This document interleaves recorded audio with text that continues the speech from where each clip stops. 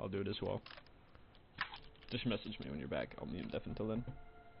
So we were playing You're Mad Like a Fiddle. Knowing he was the only one of Yoshi's gang on at that hour, we were able to get 4 gear sets off of him, and they were going to prove extremely valuable in getting back on our feet. We each changed our names to something completely random, just Chinese characters. We wanted to throw these guys off of our trail. For the upcoming hours as we progressed and figured out what steps we were going to take towards revenge, we didn't want Yoshi's gang knowing where we were or what we were doing.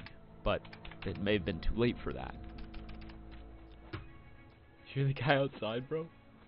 Yeah, dude. This dude followed us back. I'm almost certain. Oh my god. What? The sign. The sign on this base is the same handwriting as the signs we put in our main base that they saw when they raided. That's what I was thinking. If he makes a connection, he'll know. This should be interesting. We got a long day ahead of us, Ronnie.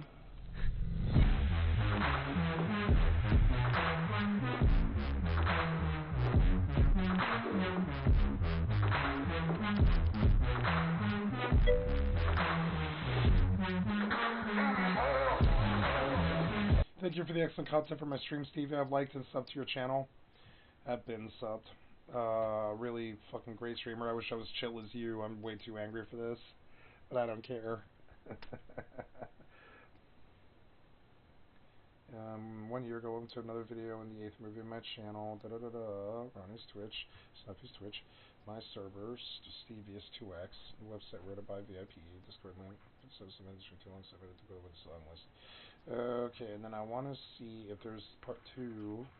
Let's look at what Stevie's done. So, I Am Karma is very good with the Tires of State, Deception, The King of Clutch, and Betrayal, but he never did finish the second part of that video, I guess. That's crazy. He never finished that? No, he probably did, but it's like,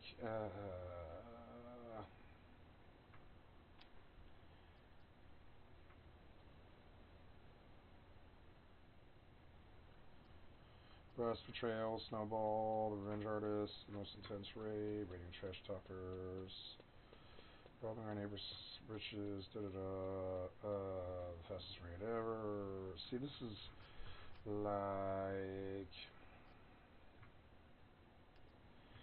Well, what is it that I just watched? It was like the Vendetta. Okay, so the Vendetta, the Undead, the Unkarma, the Checkmate. Oh yeah, the Vendetta and then Checkmate, right? Then Checkmate, right? Yeah, here we go. This shit's so good. Fuck yeah.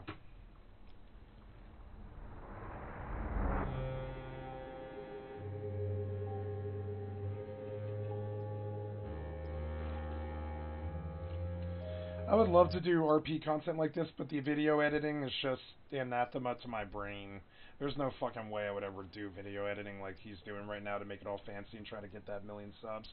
I'd be happy with 100,000 subs. Everybody wants 1 million. I want 100,000 for doing 1/10 of the work.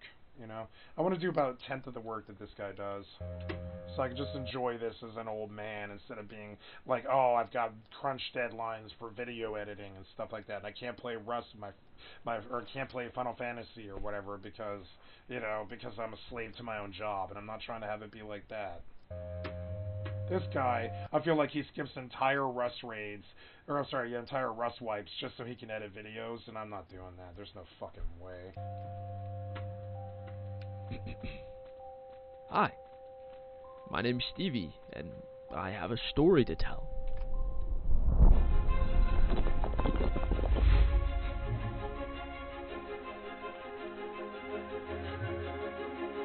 A story of trickery, outplays, disrespect, mistakes, persistence, and revenge. The twists of this tale so complicated that it'll be followed by a symbolic chess match. A long story, yes, but it's split into many parts, and the length is well worth it. An adventure truly worthy of 1 million subscribers. This is my first video since the milestone, and although words can't fully describe how thankful I am for all that you guys have done for me, may this movie and the thrill it provides you be a token of my appreciation for all of you. So, let's get right into it. My name's Stevie. Sit back, relax, and enjoy the movie. Fuck yeah. The following footage is entirely unscripted, yes, but it is edited. Vanilla server, okay. I love that little scene. So fucking stylistic and cool. Oh boy, where even to begin? Well, this video is a part 2, so sensibly we'll take it back to the beginning of the first part, the vendetta that came out 6 months ago. And that story, of course, started where and how everyone in Rust begins. As a naked on the beach. Entirely unaware of what we were getting ourselves into, my good friend Ronnie and I joined a bi-weekly server 3 days after it had reset. So it all started on Sunday, September 19th. We had no plans, no exact ideas on what we wanted to do with the adventure, we just wanted to have a good time. Like I said, 3 days into a 14-day-long adventure meant that it was right at the beginning.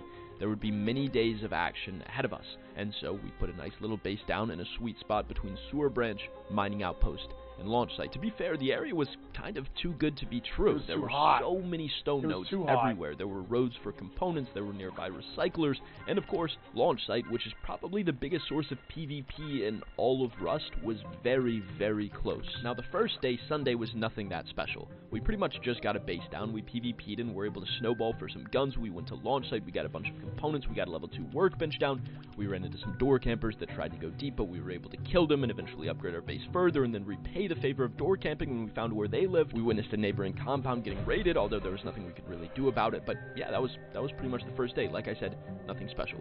We went to sleep and then woke up the next morning. Of course, the day started with some farming and base upgrading, but then the vendetta began. This is when things got interesting. Overnight, a group had moved in across a little dirt path from us. They put a base down, and they were running around the area. Them moving so close meant that eventually we would run into each other. So that's where the chess match began, the symbolic one that chronicles the entire rivalry. And while the chess match was present in my previous video, it's significantly more important in this one.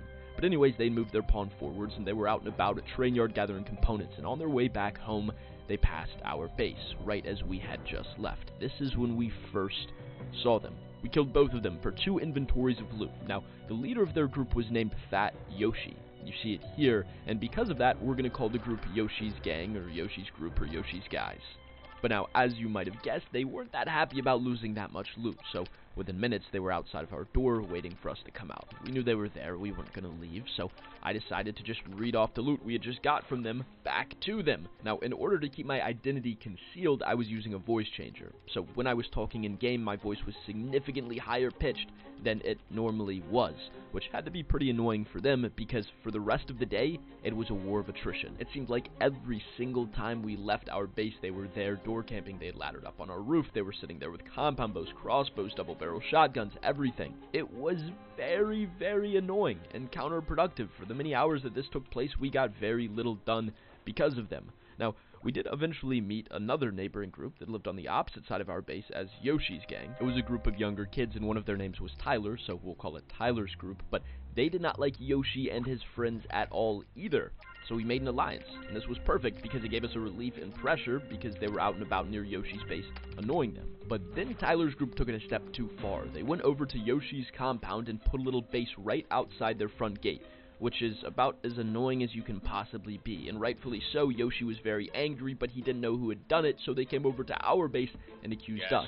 And although we denied it, they didn't believe us, and just had it in their heads that we were the ones that had griefed them. I went over a couple times to offer peace and let them know that it wasn't us that had griefed them, but they denied our requests, and told us that when we got offline, they were going to raid us. You're going to be offline in a minute. Then the door camping and roof camping got relentless. After a while, Ronnie got off, but I called up Snuffy to hop on to help me out, and we kind of turned the tide. We pushed out of our base and wiped Yoshi's gang for a few kits, and then we went to launch site and got a few more kits there, and then there was a bunch of fun PvP at Sewer Branch. Things were looking up as the night was getting later and later, and then we kind of ignored Yoshi's gang for a while. We ran past launch site to this massive clan base that had been evacuated, kind of, and we jumped inside. It was like an obstacle course with all of the turrets that were there, but we made our way all the way into the main base, and were able to kill the guys that were in there for quite a bit of loot, although our problems hadn't gone away. As it was passing 4 a.m., we realized that Yoshi's gang was still online. They were out and about just checking on us periodically. We could hear footsteps outside, and I was kind of exhausted. I needed to get some sleep, but I knew the second I got offline, they would come and raid us, and of course I didn't want that to happen, so I just didn't go to sleep. Now, it was the morning of September 21st, which happened to be my 21st birthday, and the thought of potentially getting offline raided and losing my base and our prime base location on my birthday gave me the energy to stay up for several more hours. It was 7:30 when I finally went to sleep, but by then I hadn't heard them in a while, and I thought potentially our base could be safe. I set an alarm for 5 hours later and finally dozed off.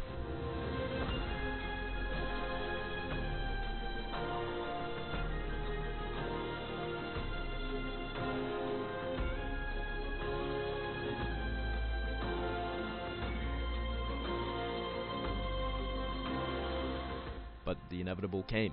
At the perfect possible time, 10 in the morning, in the middle of me sleeping, they hit. Now, Snuffy and Ronnie had just woken up. They hadn't stayed awake nearly as late as I had, and they tried to defend the base, but the previous night before I went to sleep, knowing that we would get raided, I had made a whole new base, a 2x2, hidden up on a hill far, far away, where I put the majority of our good loot. So Ronnie and Snuffy had no resources, no guns, no ammo, nothing to defend the base with, and before it had even started, it was done.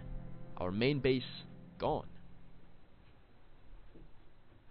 So, I woke up with our base in complete shambles.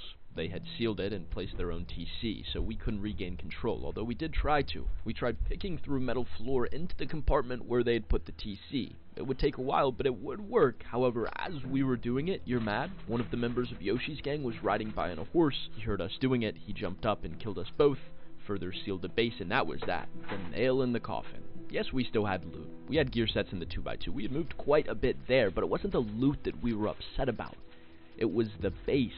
We had put so much time, so much effort, so much farming into creating this base that was as great as it was in the perfect base location, just for that all to be stripped away from us by an offline raid by Yoshi's gang, who had raided us for something that we didn't even do. Symbolically, in our chess match, that is when our queen was taken.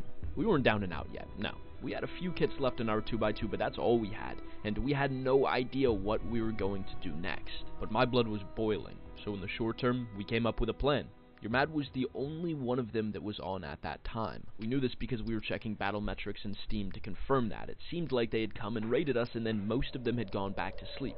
This meant momentarily we had a numbers advantage. We went back over with the few kits that we did have, and we were able to get a few kits from him, here and there, and then another fight at a mining outpost. We got an LR, we got an AK set, and we got another SMG set. When all was said and done, after about 30 minutes of messing with him, we had stripped 4 kits off of You're Mad, and Fat Yoshi was not going to be happy to hear that. We made our way back to the 2x2 with all of the loot and got it inside successfully. Then we decided we needed to lay low. We wanted to start building up some resources, some guns, some gear, put a main base down far away from Yoshi's gang before we ever considered going back and getting our revenge. To throw them off of our trail, both Ronnie and I changed our names to some random Chinese characters. By the time we had loaded back into the server, we heard footsteps outside of our little 2x2. Had You're Mad followed us back to the 2x2 and now knew where we lived? This is where our story resumes. You hear the guy outside, bro? Yeah, dude. This dude followed us back. I'm almost certain. Dude, that guy was out there for so long. Like, he 100% followed us back, but I'm gonna go out naked. Is there a mini coming on us right now? Wait. There is a mini. Imagine they came to raid us, bro. No, our names are changed, even if he's out there, I think. Like, we're chilling.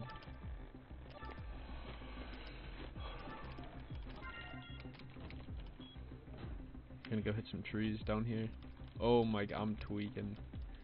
That is no bueno. Did we have the campfire on? I don't remember. But there's just zero reason for someone to sit outside of a 2x2 like ours for that long, you know, like, Yeah. he was obviously suspicious. I think he did run, it's just, now I think he kind of has an idea of where we could be, you know? So, but if we can just, like, put our heads down for a little bit and get enough to make another base, like a main base, a little further off, and we transfer everything from the 2x2 to it before the rest of his team gets on, I think we'll be fine.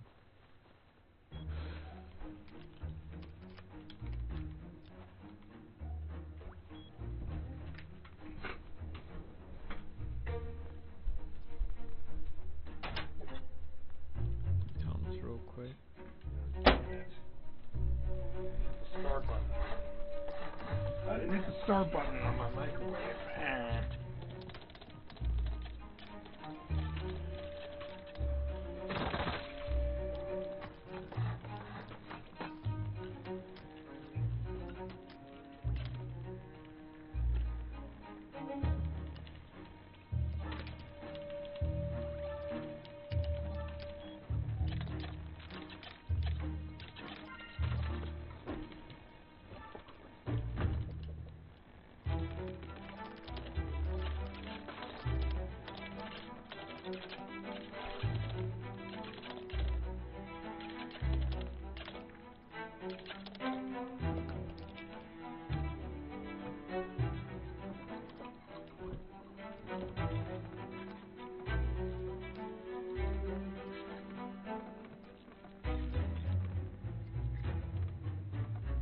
Got the tier 2. Alright. Swap. You ready? Let's roll.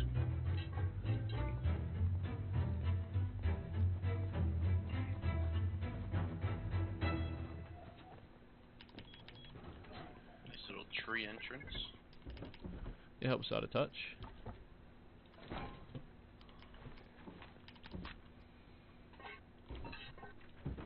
Come on down to the water hole. I think no one saw us make this. That would be nice. Oh, make a bag. There's no cloth. I got enough for 1. There's 16 in here. There's none else. Damn. Well, I'll put it back down. New core.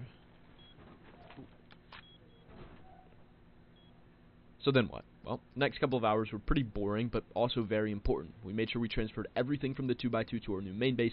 We chopped wood, placed a few furnaces, and got some ore smelting. Then we went to train yard and got a bunch of components and recycled them so that we had extra resources to work with. Now, on this day, Snuffy had plans. He wasn't going to be able to get on until the next day, so I called up Brocky, a good friend, to join me and Ronnie so that we had a fighting chance against Yoshi's group if we ever ran into them again, and we would sooner than we imagined. When we were out and about at train yard again, just hitting components, we heard some shots near our old base. And although I just had a nail gun, both Ronnie and Brocky were full kitted, and the shots were tempting, so we ran over. 120 a zip, Venmo me. I'm gonna go on a mining outpost real quick, yeah? You can be seen from the roof from there. You probably shouldn't. Like, the best place to take fights here is at our old base, because we can look down on them and shit. I think I'm here, I hear somebody, I hear somebody. Mining outpost. I hear somebody at this 2x2. I'm inside. There's someone dead on the roof. I see the full metal body. Yeah, that's it. I can maybe loot that. Yo, Yoshi's Can like... someone cover? Can someone cover if I run down to it? There's I'm right behind you, okay? Alright, stay there. There's some type of external TC. Yoshi's under it. He's not pushing. Oh, I Where? see a guy in the forest crouching up, straight 10 degrees, by the way, Steve. That's where Yoshi's looking. I'm about to drop Yosh. He's full geared. He's in full geared in the forest. Where? That's the guy I'm talking about. Straight 20 degrees now. Okay. He's crouching. Dude. Should I just run back with this extra gear set, I guess? Or this Tommy? Wait, guy coming. No way we can loot that. I mean, let me in. I'm gonna try naked. Yeah, come in. He's coming up to loot it. Pop him. Do you not have ammo? I'm on 5 health. I can go loot, but we'll get shot. Barricade? Barricade? Someone's already looting them. I have small barricades. And you got away with it? I mean, we can't take this fight. We can't take this fight with him up there. Like, we're not gonna be able to loot anything. I got a Tommy. Maybe we just take this and go back train yard. I don't want to fight these guys on the roof. We should take this opportunity to pull all the good loot out of these boxes. It's kind of hot. Why don't we just keep it here? This is mostly like this is all comps and resources. I can leave the guns if you want, but like we should get this shit back to our other base because we need it. I'm taking that semi. How bad though? Because these guys are gonna be watching us, and we don't have meds really to fight, and so like I feel like we should. They can run. They don't come to this side of our base. Yeah. They stay on that side where they can be seen from their roof. Like we are perfectly safe running south, and we have been the whole wipe. It's just the other side that we aren't. Doesn't sound like it. He's right here to my left, right here by the window glass. Left side of the base. Oh, he got me. What? He got me. He's dead. I'm down. I hit him 3 times, dude. That was Open instant. the door, pick me up. There's another here on the backside right now. Pick my AK. He just double headshotted me, so. There's a guy out here.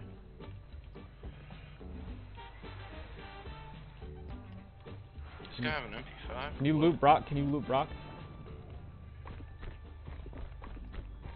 How'd you get offline, but all your codes are fine? It's because they came all from your the doors are side. still here. Like they only got first and second story loot. They didn't get anything higher up or anything at the front. Uh-oh. Wait, there was a shop front right here. Where did the shop front go? Oh, it decayed? It's so bizarre. Okay. Let's fill up our inventories and leave this area. So we decided to wait until nighttime, and then we took the couple extra kits that we'd gotten, plus all the loot that was in our front boxes, and we ran it back to our new main base. It was quite a bit of resources, which we really needed, and it was better to transfer it now than later, because it was becoming increasingly apparent as the day pushed on, more and more of them were getting online. Now it was not only Your Mad, but also Fat Yoshi, and we were sure that Not Good and Bot Farmer, the other 2 members of their group, and probably more guys would be on soon enough. But anyways, the transfer run was a success, and come morning, we decided to run to train yard to hit some components. Guy to the right. One dead.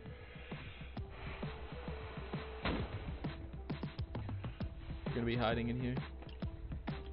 No, he's still running. One's still running. He's trying to make it to the woods. He's down east by this tree. Dead. Dude, I was hitting this guy, and my shots weren't registering. Like, I wasn't getting hit markers. It was weird. Yeah, this guy was wearing a spacesuit, and it broke. Ooh, he's got a juice. He had a brand spanking new MP5 with hollow. Very nice. I'm gonna depot this. Wait, I hear people. Behind the little train stop thing. Headshot one. The one I killed one. Doubled one. He's running. Dead. He's running out back. Did you get I killed him. Loot all their shit. We need these kits. We need their ponchos and their helmets. Grab that shit. Oh, AK fight up here on the hill. Let's bank and go.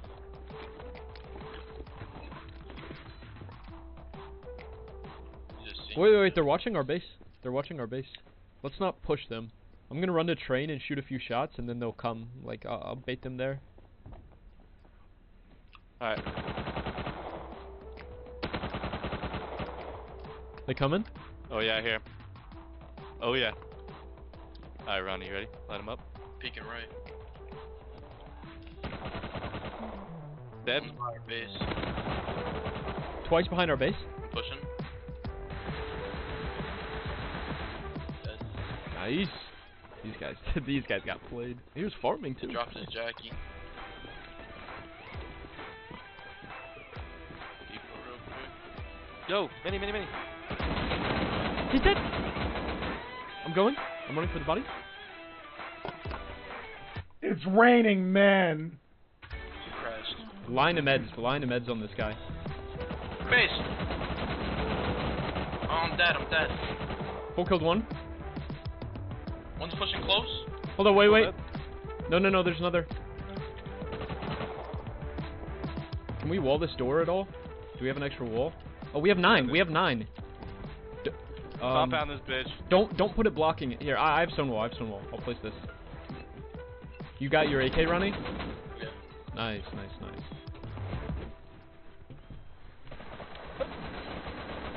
Oh, 2 guys on me. 2 full kitted guys. I'm dead. Your body? I don't got it, but I'm holding it. You can see it? Yeah, I can Were they see it. down low beneath you, Brock, or what? Yeah, they were. Okay. They push up, I can get them. I'm crouching around. I'll see one in a sec. They're jumping up to try to get to it. One's up. Back down. Headshot, double headshot, dead. Okay. One more. That one guy, he's hit twice, he will drop back down. I should see the other guy in a sec. Yeah, like he fell off. Dead? Going to loot? Nice. There's another! Ah, I thought that guy was dead. No way. We're right here. Damn.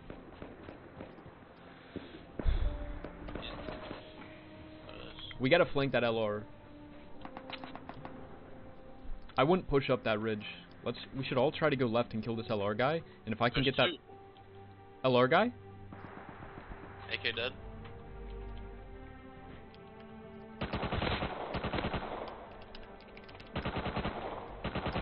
I headshot double body shot one of them. They're all running back to their base.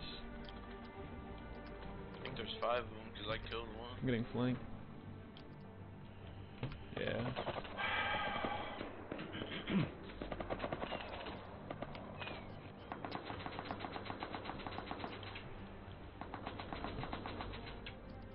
I'm kind of over here. They're gonna bank and all come back. That's what's gonna happen. So maybe we could like get at a. I'm getting sprayed. Dead. Nice. There's several. There's 3 up on the mountain. Watch out. Don't go up there. Okay. Dead. Yeah, you need to be careful. They're gonna come down on you running. Maybe try to get back on. They're about to like 4 peek it. I gotta go. They're just chilling up there. Where did my vape go? God. They're gonna raid us, dude. Yeah, I know. I think we just need to make the roof metal and we'll be fine. Let's just go back to base, I guess. They'll be camping come morning, but yeah. Oh, we got plenty of build materials. Start building, dude. Okay. We got 7 wood walls and 9 stone walls, right? Okay. Make a compound. We have 10 wood walls. So as night was approaching, I began building a custom external gate so we could get our compound down. There had been a lot of fighting right outside of our base, and with it only being a 4-rocket raid, we needed some extra protection. But I'm going to minimize this. It's time to get back to our chess match because moves had been made. The last one you guys saw was at the very end of my last video. That was our queen getting taken as our base was raided with no chance for it to be recovered. But even later in that video, at the very end, some of the last plays that were made, you'll remember Yoshi's gang made a mistake. But let's start with the chess match. Having just taken our queen, the enemy knight was pushed to an even more aggressive position. The thought process of the move, pressure the bishop, and when the bishop was surely moved to safety, you take this pawn for free. Except that initial move was flawed. There was an oversight. That spot that the knight moved to was being covered by our bishop that immediately took the knight. How does this parallel to our rest story? Well, after our queen was taken, after our base was raided and griefed, your mad kept the pressure up, thinking he was probably taking the last of our kits that we had. He pushed out, but in reality, it was all just a bait, and we ended up getting 4 gear sets off of him. So yeah, we had taken one of their knights. It was nowhere near worth the value of a queen, but it was something. Remember, that was at the very end of last video. Let's get to the moves that were made in this video. I would argue that us running over to Yoshi's group's base and taking the gear set off of this guy that they had killed, and then killing one of them, and then transferring all of that loot and the extra loot we had back to our base safely, was another move in our favor. Symbolically was us pushing our bishop forward, putting them in check, and forcing their next move to be defensive. But these successful moves, this aggressive stance we had on the board, did not continue. Just now we had fought a 5-man group that was wearing a fully blacked out kit. The gunshot sounds from that fight and us shooting the guy off the minicopter and the guy outside of our base, well, that attracted Yoshi's gang over in this area. They'd climbed up the hill and were now peeking down on our new base. This was them. And how did we know it was them? You got a wall? Too big. Actually. I'm dead! I'm dead! Dead.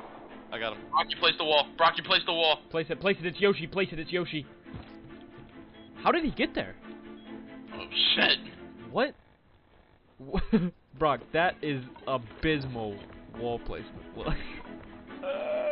Okay, I'm making 2 stone walls to fix that. Can you all stay outside to cover? I think Yoshido was looted.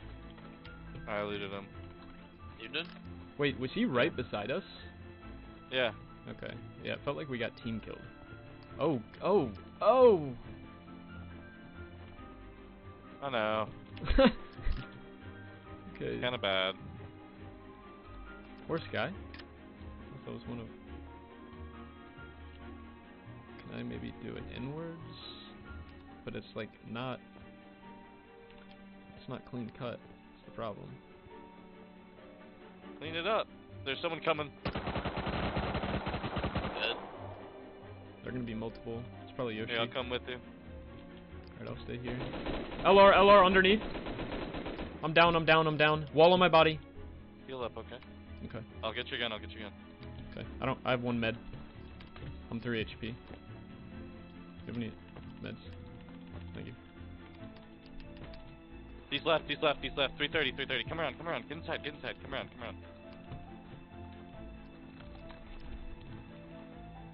Is he up high or low? He's like to the left, like... We need you're outside, right, Ronnie? Yeah. Yeah, we can Here, kill come this with guy. me, Steve. Come with me. Yeah, I'm here.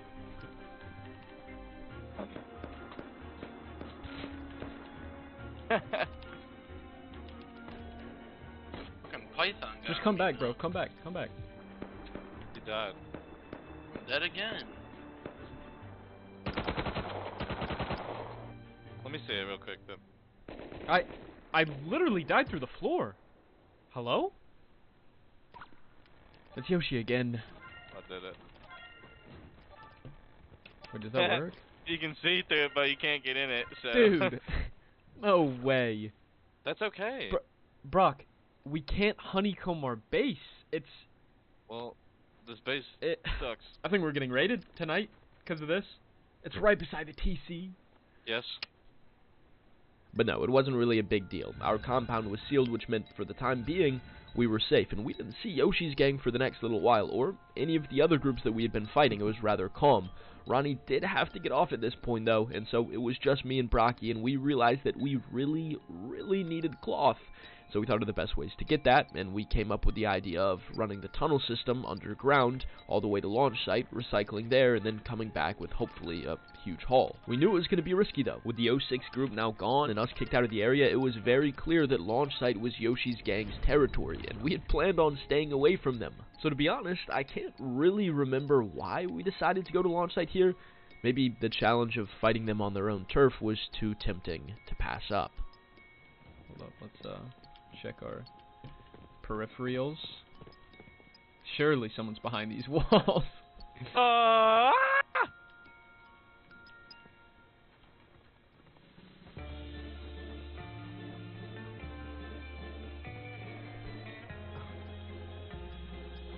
Alright, let's go.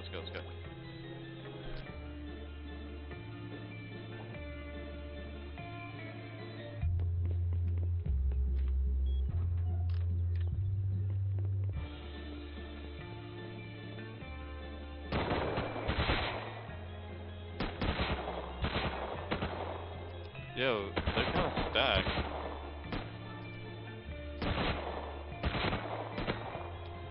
Yeah, there's a lot of boxes down here. Uh-oh, we gotta get out of here soon.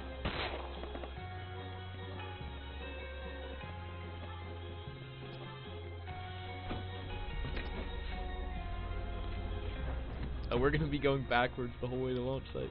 Oh, we brought cards to do as well, didn't we? Forgot about that. Alright, get ready. We're gonna jump right. Here, behind me. Right now. You make it? Oh, nice.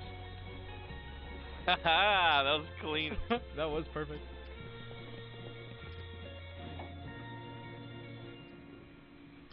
Okay, so... Let's recycle first. Yeah, let's recycle first. Good idea.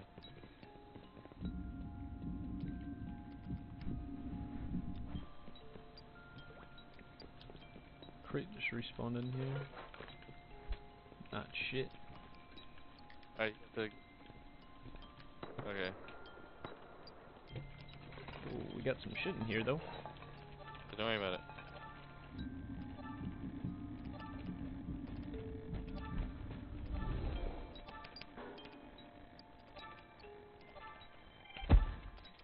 Dude, so he's going up top already. Really? Someone's going up, dude. Does that mean 100% he's going up, or could be doing a different thing? Like, is that? No, he's doing it. He's doing it. Okay, okay. Is there a way that we can cut him off? Is there only one exit or multiple? I don't know. Follow me. Uh-oh. Oh, we'll be able to get up behind him, won't we? I think so. I think he'll be coming towards us. We have a thing to swipe it, right? As long as that fuse is powered? Yeah. How long was left on the fuse? A little bit. I put another one in. Then turn it on. And then come to me. Fuse... Oh, I turned it on. It is on. It is on. But the fuse is back in. The fuse... Alright, come here, quick. Coming. Here's cloth. Start crafting bandages. 20. Uh-oh. Why'd this just turn off? Oh, go. Put it on. Nice. I don't know where to go. There should be like an elevator somewhere. Oh, there's a dead body right here. Yo, look! It's your man! Oh my god, it's them. He'll be back. Can you grab the red? Yeah. Wait. Alright, follow me. We're going up the old school route. Come here. Is there a way out that's not standard? Yeah. That's what I'm showing you. Okay. Also, how'd this guy die? Like, did he just fall off? Nah, he missed this jump right here. You don't even have to jump though. Can't you just run across that? Jesus. Like, I remember doing this shit before. It was like, yeah, the inside hasn't changed. Yeah. Hold on. Give me a sec. Holy moly. Wow, slowest elevator ever. Dude, I can't believe we found that you're a mad guy though. Dude, it doesn't mean shit till we're out. Here, come up here. Hold up. There are like 4 of them, so we do have to be very, very careful. Where do you go? Oh. Wait, we need to stay tight, brother. Follow me.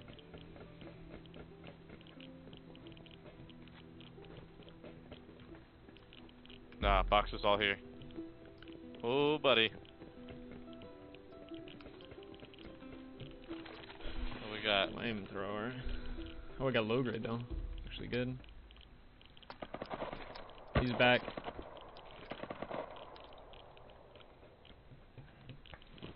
We don't need another fuse, right? I can throw this out? Yeah, should I pop this guy? No. Don't let him know we're up here. He won't figure it out until he tries to swipe. Dude, we can kill him. Where? At this box. Right under me. Look at him crouching. Alright. 3, 2, 1. Touch on him? Alright. Now let's look over the edge over here. Hold on, no, let's loot and get out quick. That's what we need to do. Wait, did he have more homies? Yeah, they're fighting. Brock, I'm saying they're gonna pull their whole group up if we don't leave fast. Check. Follow me. You ready to go? Hold up. Alright, I'm trying to remember this.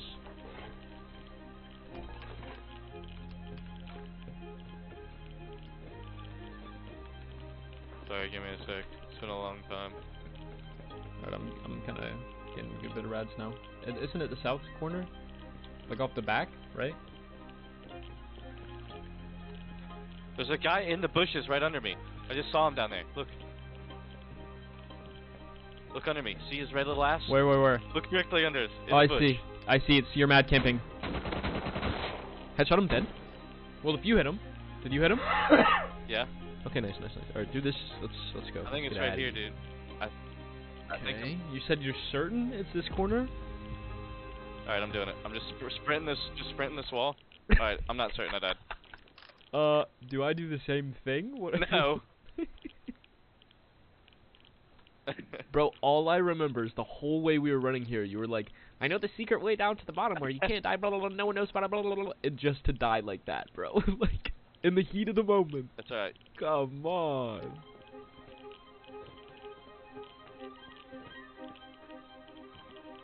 Someone looted his body, though. Okay, I have your body. Nice. I got your clock, got your meds and everything.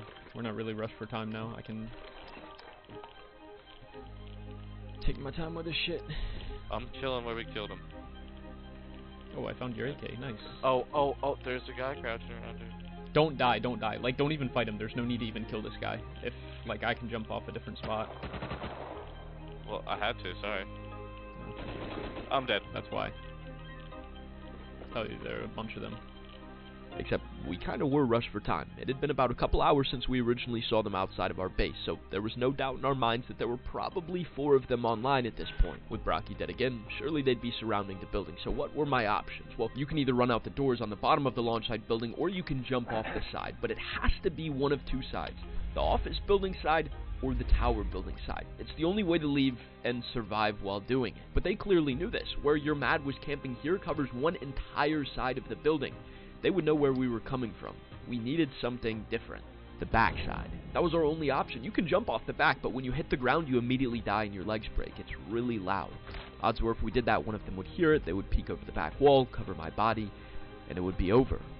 But what if they didn't hear it? I was sitting on that back scaffolding in the dark with a bunch of loot in my inventory for a while. All I could do was think, so I thought, when you type kill into the console in Rust, your body immediately goes limp. You're no longer considered a living entity, meaning that even if you fall a long distance, your legs aren't going to break because you're already dead. So with nighttime having just started, we were thinking, if Brocky could get all the way into the woods behind the main building, I could jump off the backside. And if I was able to type kill in console before I hit the ground, then there would be no sound, and because it was so dark, they wouldn't be able to see it either. And there was a chance that Brocky could loot everything on my body.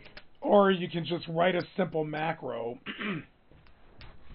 jump off the ledge, hit a button, and kill yourself. It's not that hard. And make it home before the sun rose. It was risky. If anyone somehow saw me jump, or I didn't type kill in time, or someone followed Brocky into the woods and watched him as he was looting, there was a chance he would just be killed, and all would be for nothing. So maybe it wasn't a good idea. I started considering other options, but just a couple minutes later, as Brocky was getting into the woods behind, there were footsteps in the main building that I was on the backside of. They had swiped another keycard and were pushing up to kill me. The risk had to be taken, and so I got ready to jump. Alright, you don't have much time, dude. It's gonna get daytime soon, so you better hurry. I know. I'm doing it now. Just be ready. Yeah, I'm ready. Okay, I'm up on the railing. Are you underneath? Yep. Okay. I'm jumping.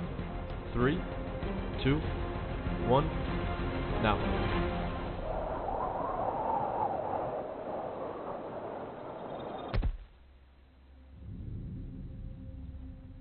I think I made it. Can you see my body? Yep. Alright, I got it all. Nice. The AK and everything? I like every bit of it. Just go right to the trees, like, see if you can make it out. Oh my god, someone is literally at your body with a flashlight jumping over right now. Oh. Gimme loot. No way. Thank you. I don't know what else you need. That's good. I have everything. Let's just go back now.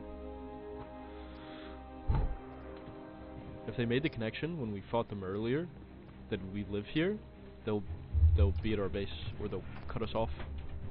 But if not, I think we're all good.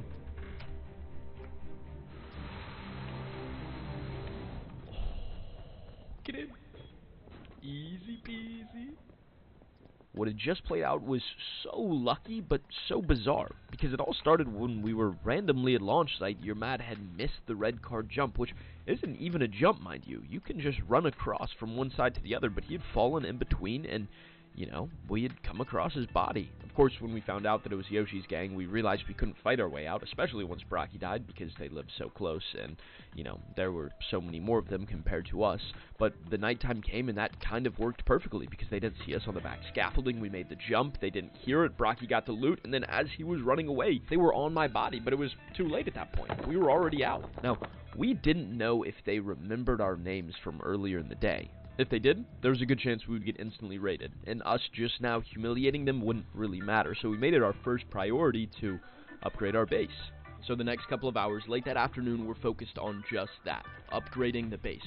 Ronnie got back on, and I also invited a guy named Vio, who a lot of you will remember from my trap-based video over a year ago. He was my duo on that adventure. He's an extremely skilled PvPer, similar to Snuffy, so after our base was upgraded quite a bit, and we'd gotten more resources from Trainyard, and we had done some recycling, we decided we would roam. We wanted to get more kits, more gear sets. We wanted to get into some fights. Over the course of the day, we hadn't gotten into too many because we were really focused on getting re-established, building up our base, but it was time to get some more guns in our boxes. So over the next couple of hours, that's exactly what we did, and while we all did pretty well, Vio especially popped off, so I'm going to show a lot of these clips from his point of view.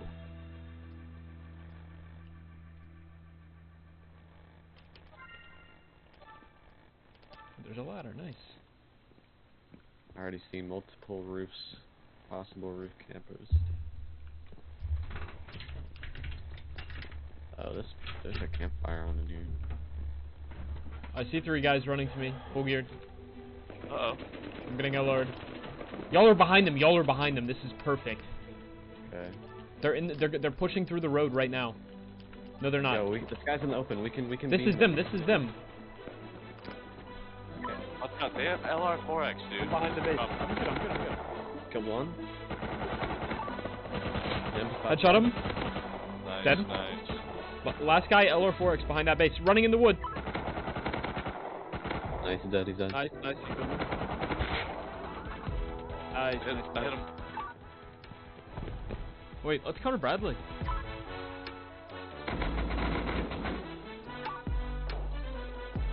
Are you sure? Yeah. You gotta watch out. They got M2. Yeah, this is him too. I'm suppressing if you want to push me. I don't know where you're... This is bad as both being here. It is, yeah, I agree. I got some down, but I got to. I'm pushing out left. Just stay left. One twice. Killed M2. Nice. Killed the guy Mount. Doubled the other one. What's beside you? Last guy's pushing back. Dead. Vio, you're beaming. Is that all? I think that's all of them. I killed this M2 guy, I think. Yeah, that's all then. Sheesh. Yo. I can right move here, this this guy. button. Who wants M2? You want M2? I'll Dude, take these it guys if have you don't like want it. 5 AKs on them. Here, take. Bro, I need a gun Thanks. with no Alright, attachments to let's put go. this on. You probably got a lot of shit, don't you, Vio? Hey, crate after this too? I'm down. Dude, my adrenaline's pumping. I'm down for whatever. Oh, raid. Crate, I wonder if it's been hit yet. That's Probably near like dome. 2 minutes. Yep. Yeah. It is. You wanna go that? It's like F9, I think. Yeah, we can go with that. Yeah, I'm down. That ain't too far. Dude, I pushed all the way up the left side hill to flank them, just for all of them except for one to be dead by the time I got there. Easy W. Like, Vio, that was absurd. Alright, here's that M2. I'm going LR4X. I'm not gonna take it. I'd rather just go AK. Oh, there we Yeah. go. There's two, yeah. Oh, the base isn't that big. This is actually an easy counter. Oh yeah, you can't counter this raid. I think they're raiding someone like right next to them. I can kill one of those guys that just killed L9, but... He's dead. He's dead. There's still another AK guy over here.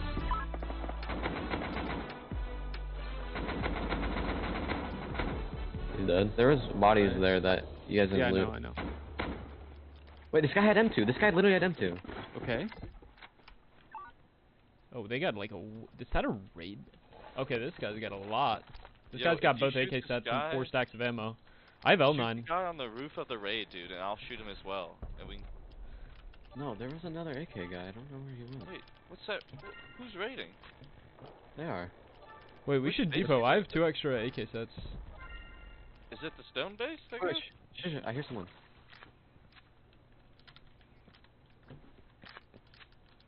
Okay, Brock, you need to get here to loot. This is like crazily loaded. I'm here.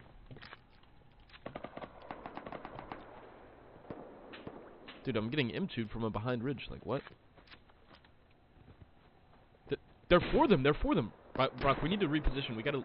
Let's go to auctions. We can't loot from here. There's just no way.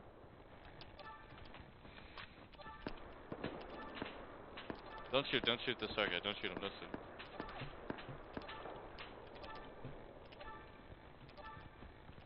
We can probably hold top of this until Vio gets back to us. They have him too. They're gonna annihilate us. I mean, I have LR4X. I just need like a second head start on their shots. Is someone running into the gas station right now in the open? No. You see him in the open right now? I'm almost dead, Brock. He's dead. Wait, there's a star guy here. Yeah, there's another one. Oh, I see them. Two guys are running near a sulfur node to your right. I killed Star. Brock, like straight 240 through the trees. Yes, I see one full metal. He's past Dome on the other side, running along the ridge where they killed me at. Towards or away from? Yeah. Like, is he running left or right? I see. Yeah, he's running left. I can L9 him if you want to bolt him. It's maybe not worth. No. No. Sure. I heard someone. He's dead? Dude, I don't. Dude, we should get in this raid, guys. I don't think it's a good idea. I don't know how you plan on doing that, bro, with two of them up there. Do I? Yeah. The only way to get out of there would be to run left or right. Above you, two guys above you. Hit one. Hit the other? I hit him once. He's behind the wooden thing. Let's push these guys, get their kits, bank, and come back. I agree. I can loot. Broken, kill. I really want to... Here, let's just look at this raid real quick, guys. I really don't think... We should just depot. We can come right back. Like, it's still going to be going on.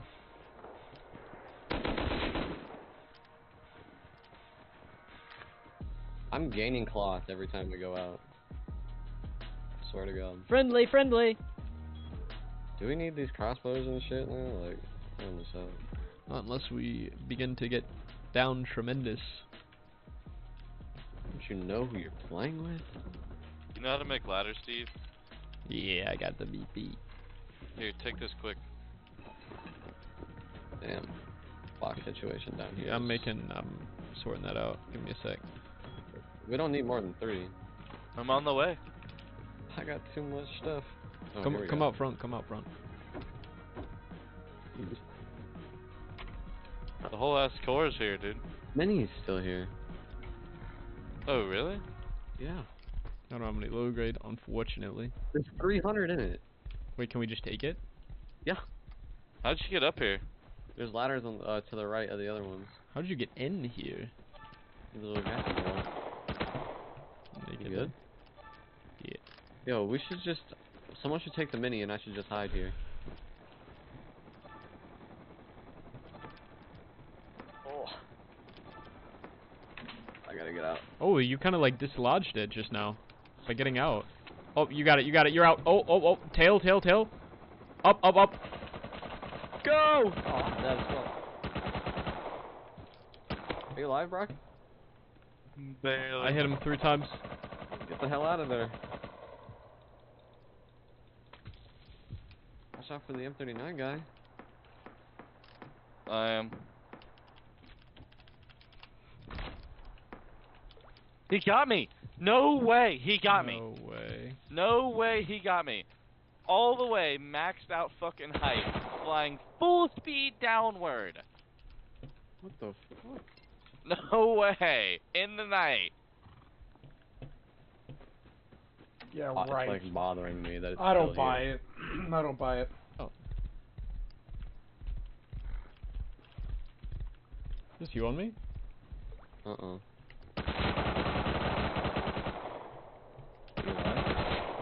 Killed him? Full I metal? see another one. Where?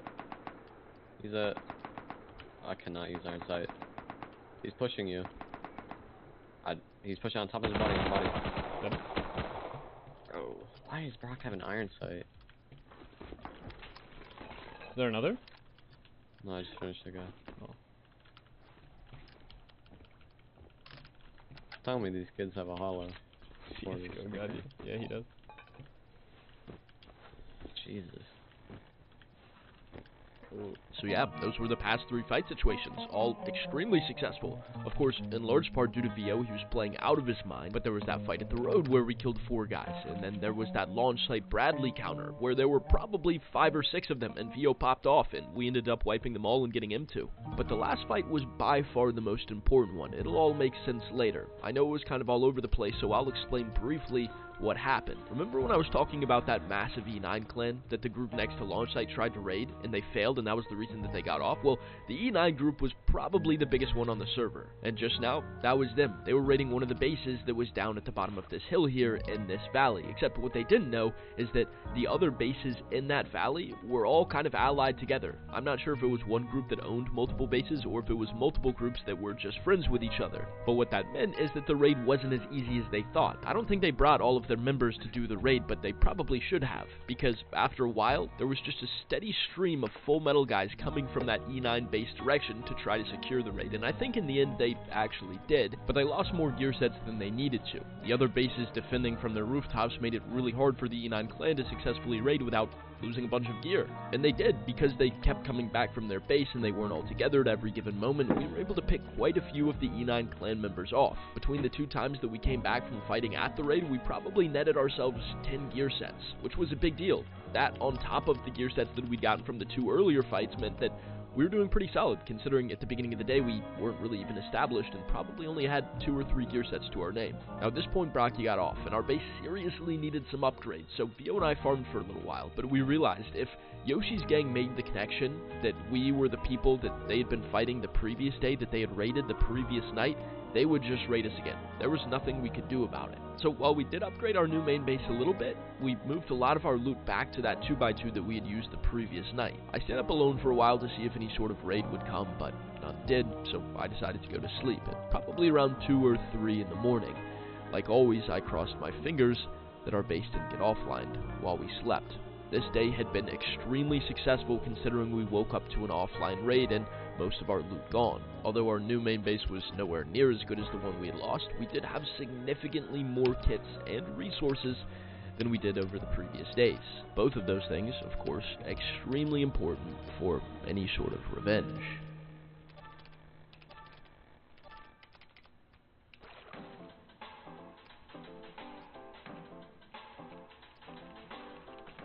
Hello all! It has been far too long since my last merch drop, nearly a year, so it's time to change that. For the release of this video for 1 million subscribers, I created a couple designs, so let's start with the Beach Mountain one. It has a cool snake wrapped around some mountains that look like my logo, and then at the top it says 1 million, and at the bottom it's the classic colorful beach design.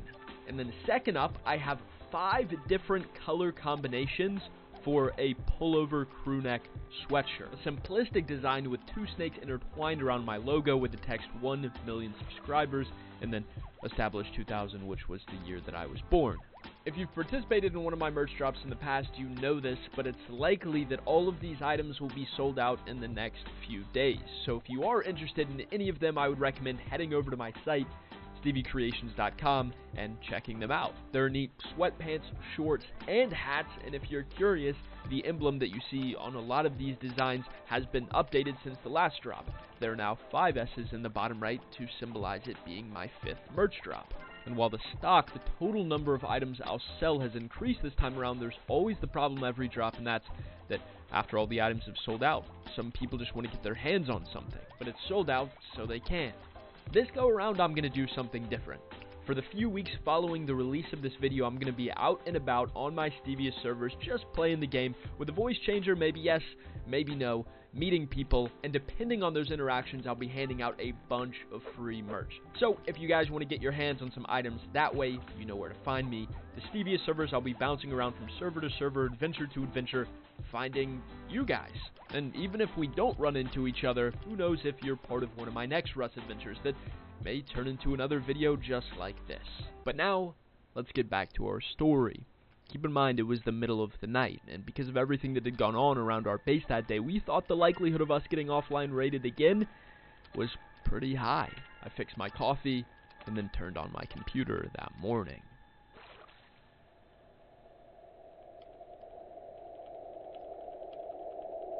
But much to our surprise, a raid never came. Maybe Yoshi's gang didn't realize it was us, meaning the name change had worked. Maybe they didn't think we were a threat. That would be a mistake on their part. Whatever the case was, our base and our loot was fine. And so, it was time to get farming.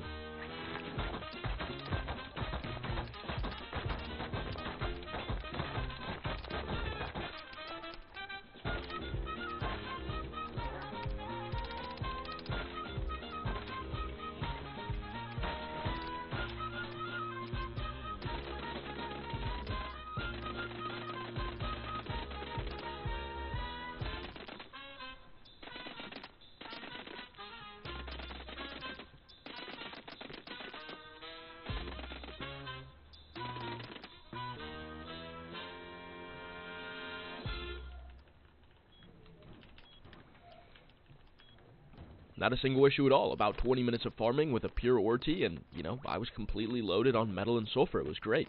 I filled the furnaces, but then when I went out for a second run, this happened.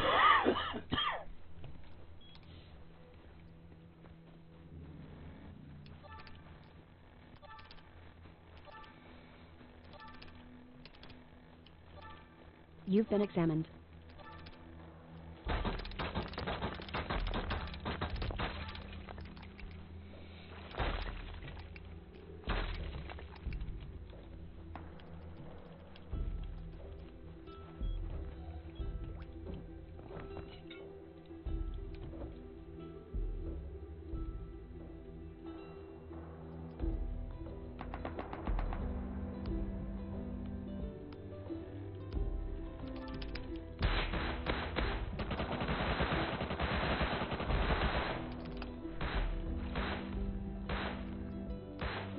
The tree.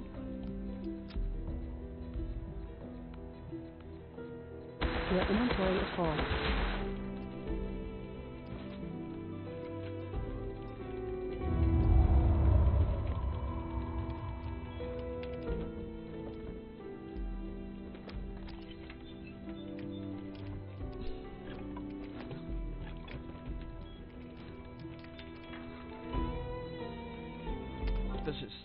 This is kind of scuffed. Because it's like, I need to upgrade the base, but the one time I want stone, I can't find any. But I have a million metal ore. So I'm just going to hit with the jackhammer and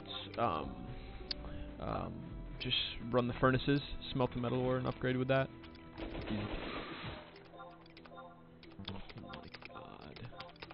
Oh my god. There's just no way they raid me while I'm online, but this is exactly when they raided yesterday, so I'm just gonna upgrade.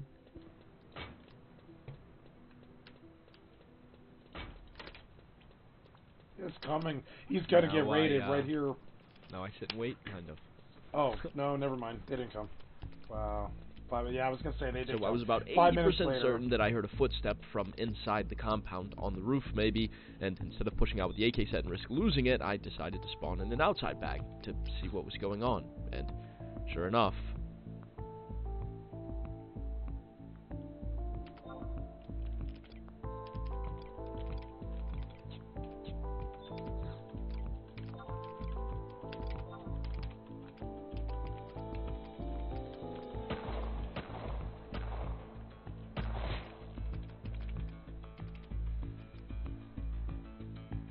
so now with this death, this new information, I'd seen Bot Farmer, Fat Yoshi, and You're Mad all near my base in the past 5 minutes. But would they dare raid knowing that I was online for it? Who knows? But within a couple minutes, Snuffy got on as well, and he spawned over near their base to see what was going on. The gate is open. Oh, they have auto turrets. The gate? What? Oh, theirs is? Next to their base. Yeah, they're coming. They have rocket launcher. Yeah, spawn in.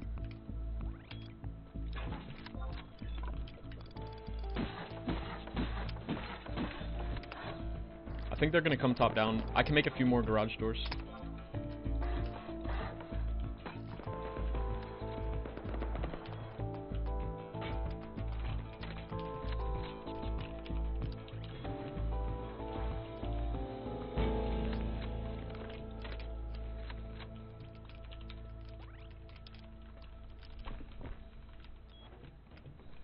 But we waited through the night and pretty long into the morning and no raid ever came.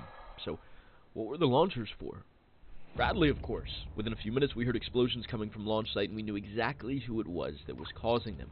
This was our opportunity, like the one that we had capitalized on the previous day with Brocky, to go to Yoshi's gang's territory and stick it to them. We knew we were outnumbered, we knew how close they lived, we knew they had the respawn advantage, we knew exactly what we were up against, but a win here would knock them right off their high horse. That's exactly what we wanted. So against the odds, we ran over. One jump down now from Mammoth. Okay. They're running, they're going towards silos. Towards silos? Triple Yeah. or okay. Yeah, triple.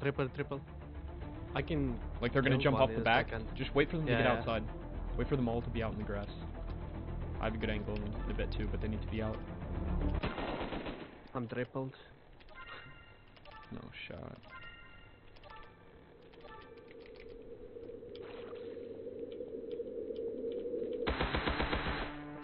One full dead.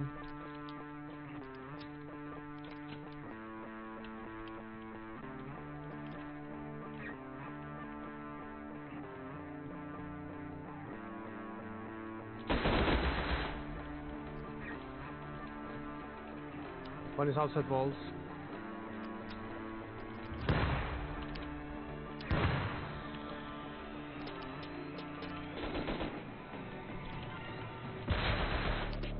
Good looting.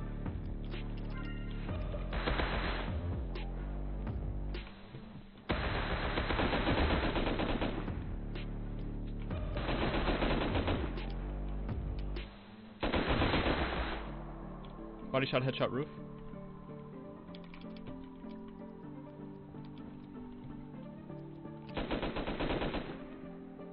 I'm running back. Killed LR on top roof.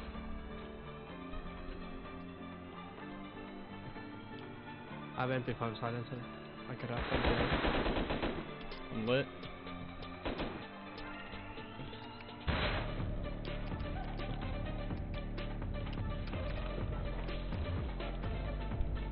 What is it, LR? Full dead. Last guy, 1-4. I shot, they're gonna run 3-4, back, 3-4-4. Yeah, he's close. I'm 8 HP. I'm 8 HP. I can't peek for 9 years. I think they're boosting up backside. Can you see? Like they're trying Yeah, to full metal. They're full LRs and shit. Do you have meds to toss me? I can wait, where are you? I'm under AC. I'm getting shot. I'm in between the Okay, two take ACs. I dropped one. No, I don't see them. Yeah, I see. They're boosting up again, I think. Can you see? Rocket. I cannot see still. Rocket launcher that full. No, I missed. It's fine. We're chilling.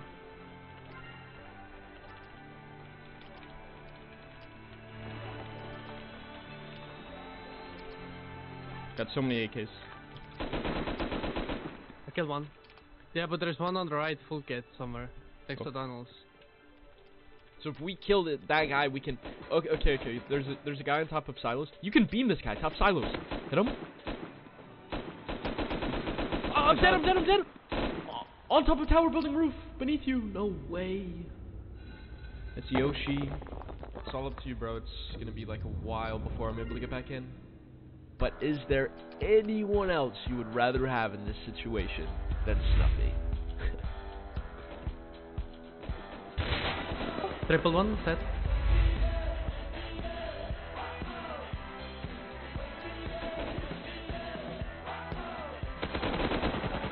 Killed him, dead. All dead. Nice. Okay, I'm coming back with an AK set. Just make it to somewhere safe if you can.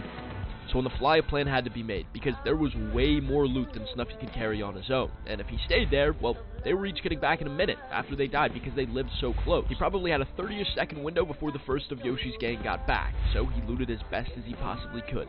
The guns and the ammo, and then he jumped off the top of tower building roof and ran down into the tunnel system. Several stories down, found a nice corner, and he put all of the guns there and ran back up. Meanwhile, I was running over from our little 2x2, of course, to get back and help him loot, but also to intercept a lot of Yoshi's gang. That's exactly what I did. I dropped everything. Okay, I wouldn't go back up yet, actually. I'm gonna block out.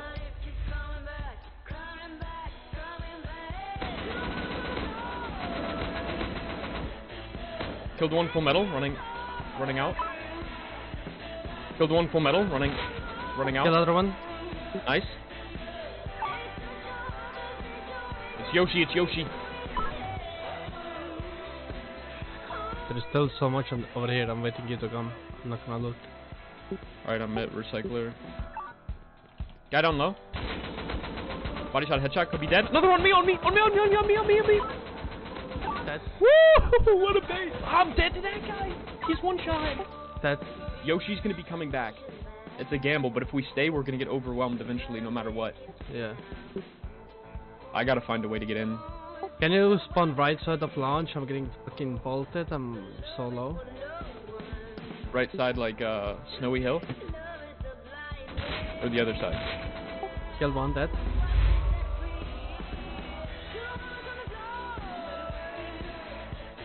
Where do you want me to go? I'm fighting.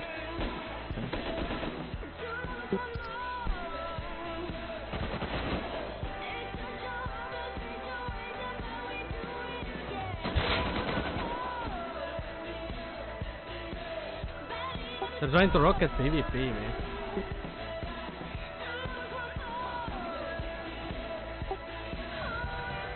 I'm so late, Stevie.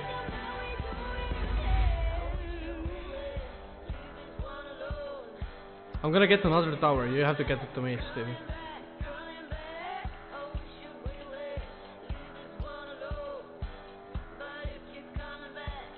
I can try to give you comms from up here. I'm on the sill. You'll want that.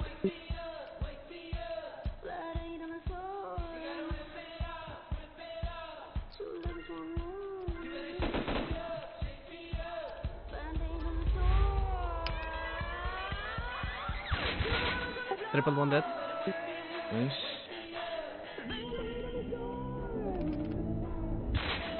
Double the other one dead. Nice. All dead.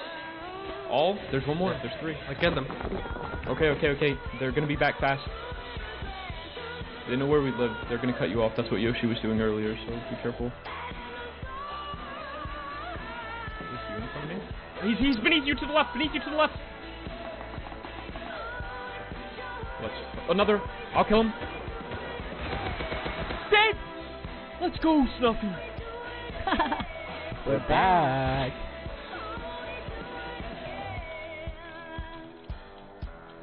I'll loot the guy you killed. Do I need to grab anything? Nah. Should be fine, yeah. They know where we live, bro. They're beelining it. All I can say is get shit on kids. Oh. Dude, I killed one, and then I just waited, and then the guy on the roof peeked, and then I killed him, and then the guy climbed up the ladder, and then dude, it was perfect.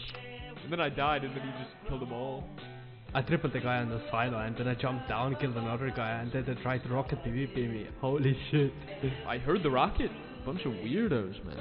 And then I get into the tower, they pushed the tower and they killed one, then I tripled another guy and then I doubled the next guy as well. Holy shit, this is so insane.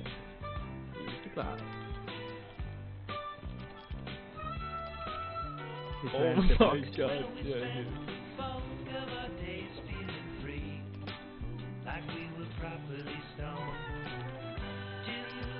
They're outside. Are they? Yeah.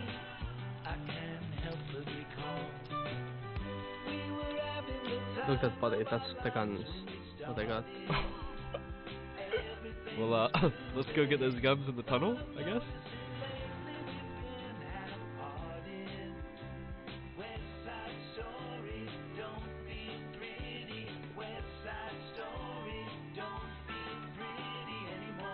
God damn. Pew pew pew pew pew pew pew pew pew. Down we go.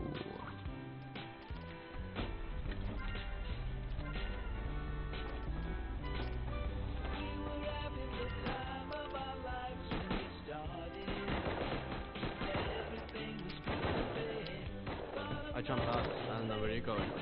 Come on.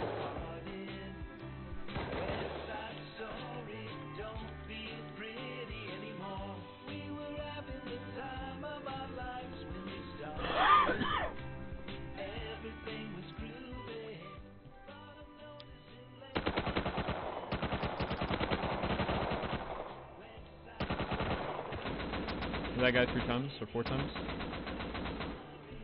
I'm gonna go loot those guys. Another on me. Dead. These may be them. No, this is a different group. This guy's a stack and a half of ammo though. Oh, I see it. I see it. I see it. Oh my god.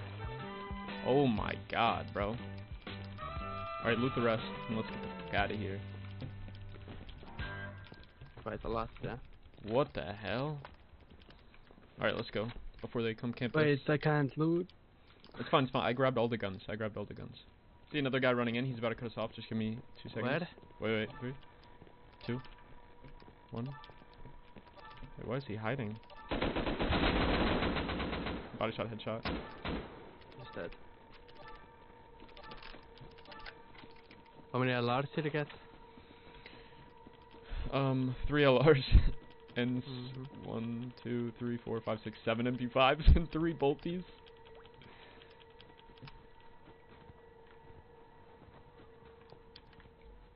Alright, they're gonna be in the compound.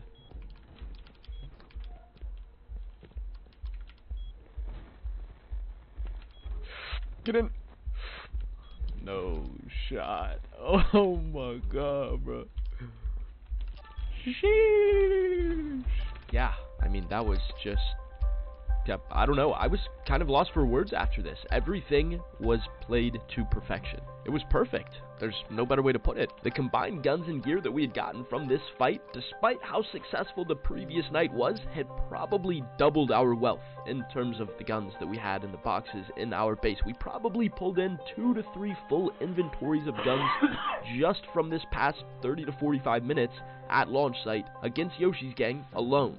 It was unreal. In the chess match, we were all but even now. Yeah, they had a queen and we didn't, but, you know, we had made a bunch of plays.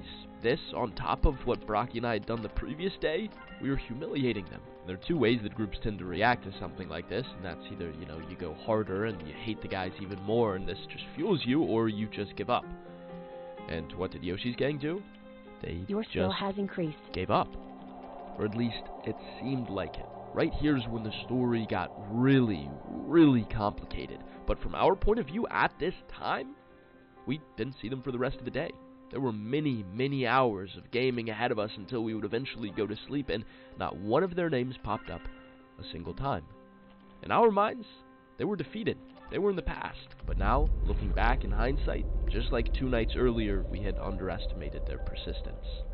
But let me elaborate on what happened for the rest of the day, because, you know, it was a long day, and a lot of what happened is pretty important, and it was a successful day overall. We depoted all of the guns that we got from the launch site fight, and then we immediately upgraded our base, which makes sense, because they knew where we lived, and we had just taken a lot from them. At this point, it was past 3 p.m. Eastern time, so it was nearing 11 p.m. for Snuffy in Estonia, but fearing a raid, he decided he would stay on for a few hours longer, and Ronnie and Brocky also got on at this point, but later Ronnie and Snuffy would have to get off, but then Theo was going to get on, and then Brocky was going to get off, and then Ronnie was going to get back on. It was very confusing, but for this whole duration, the next 10 to 12 hours until eventually I would go to sleep, I was going to stay on. We took a few breaks here and there, but for the most part, it was just a lot of fighting, a lot of upgrading, recycling, hot air balloon rides. I mean, we did everything, and I'll describe it to you all as we go, but I will try to breeze through it because, like I said, for this whole duration, we didn't see Yoshi's gang. Still, I want you guys to see everything that we saw, understand how the rest of the day went. Just know that I'm not going to elaborate on every single detail of every fight like I normally do. But before we get on with this, I have a really brief announcement.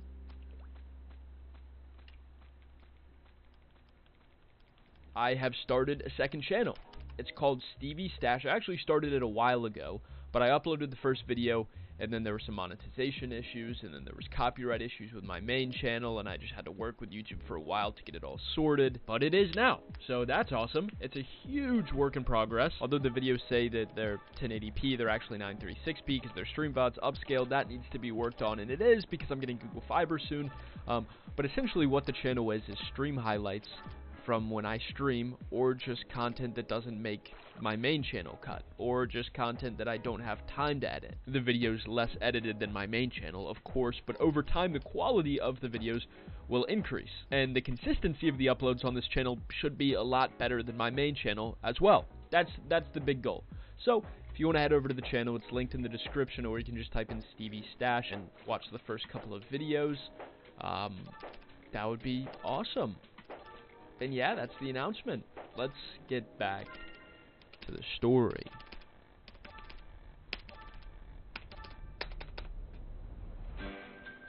I know, but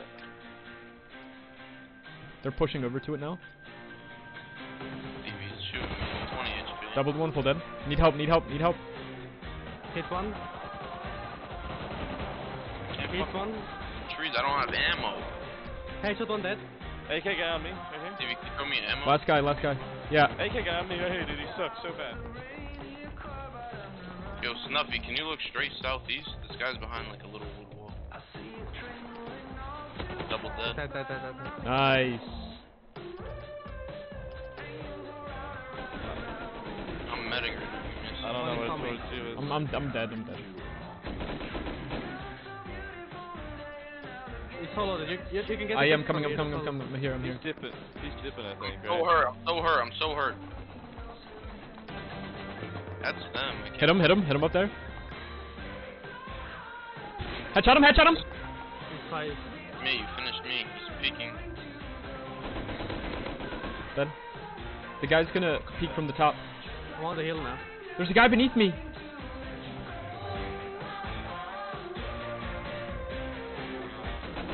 Killed one. There's 4 guys. Doubled one dead. Killed another. I'm dead. He's the last guy. What needs to be looted? This guy got meds on him, bro.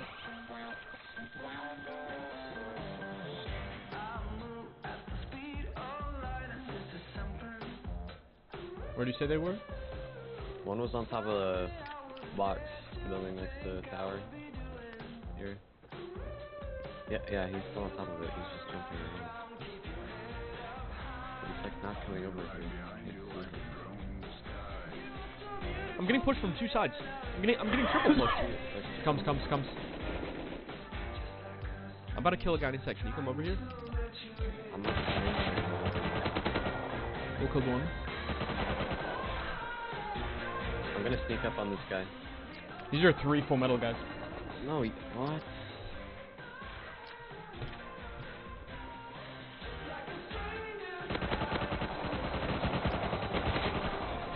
Another.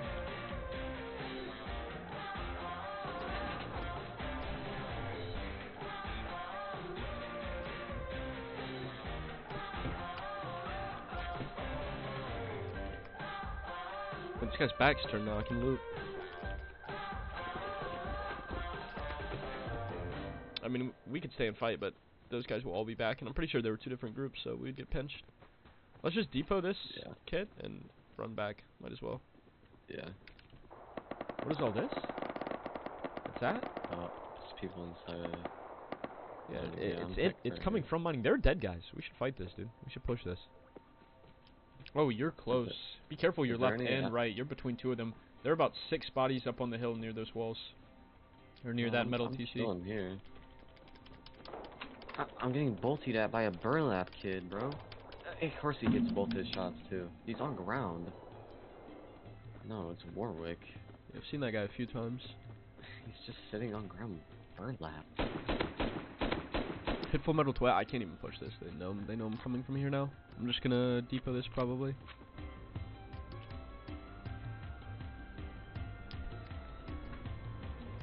This is bizarre. It seems like they'd be roof camping these fights. We're at them, but I haven't seen a single name. But it also makes sense if they got off, because what Snuffy and I did. But it's also prime time. I don't know. Let's stay around this area and just keep an eye on their base. See if they're actually. Wow, this buddy has chicken wing. Has like a full kit on it, just no gun. Oh. No comps. Probably the bodies in the forest. Stack of pistol ammo. Okay. So quiet now. I'll just run back with this gear set before night.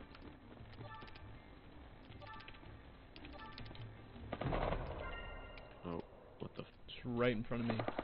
He's getting roof camp. He's gonna run to mining. You should see him in 3. Headshot him and hit him. Hit him a lot. I hit the other. There's another one. I hit him so many times. I have a bag right here. Wait, I hear one on my left. Is that you? No? After I died. Like in mining? No, I think like by the road.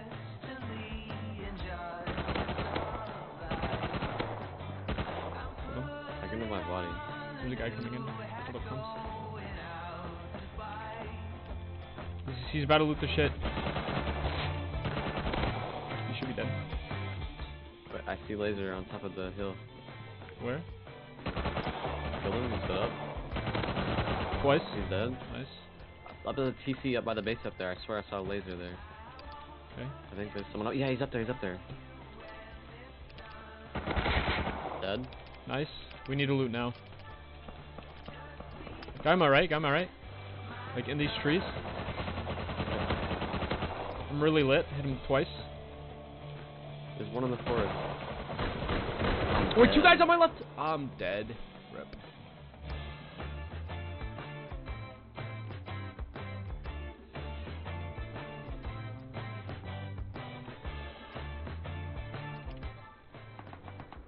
You can put it like I can build it right here. I can build it right here. As long as you put the door on the side facing away, then it's fine. Maybe right here.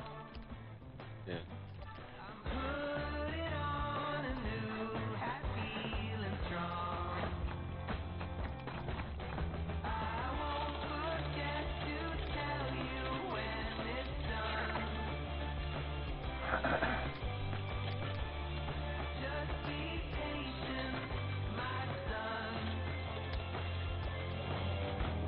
We'll do this one first. Alright.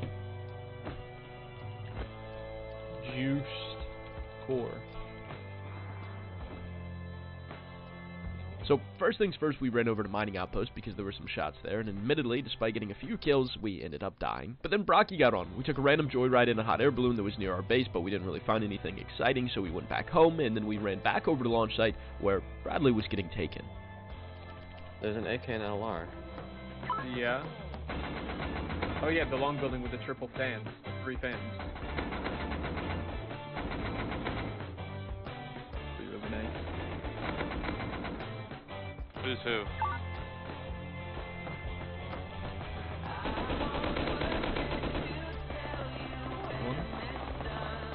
Okay. I'm gonna go up on the silo.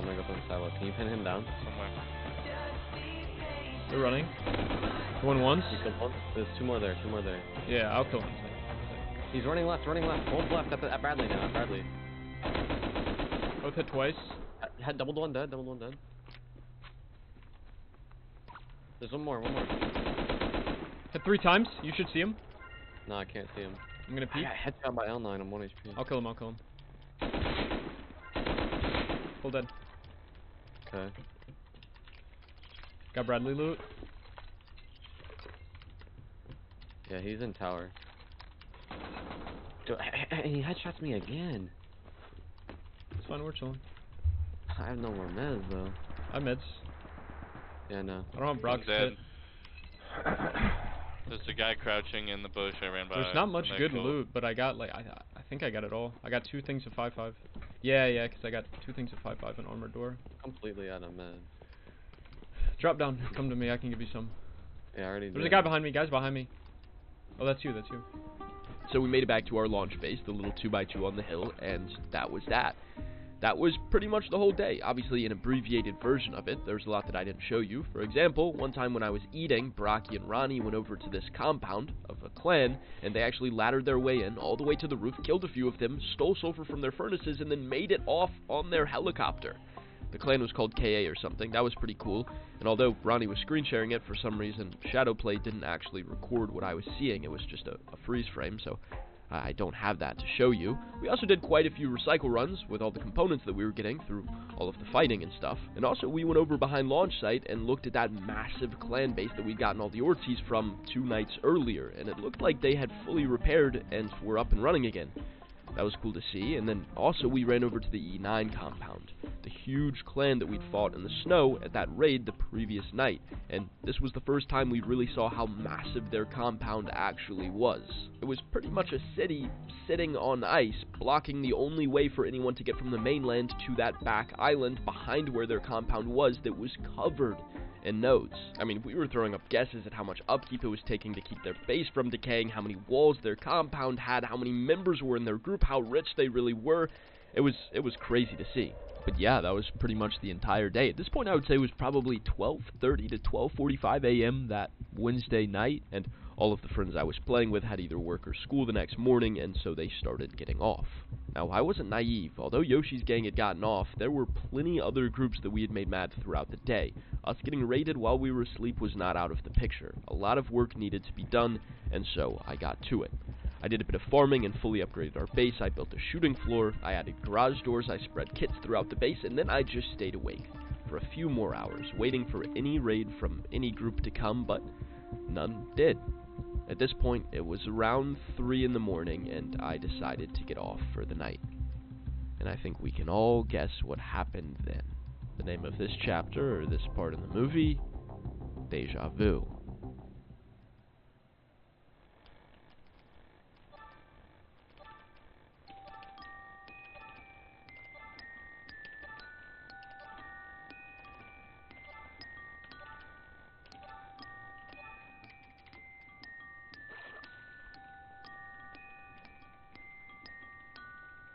Your skill has increased.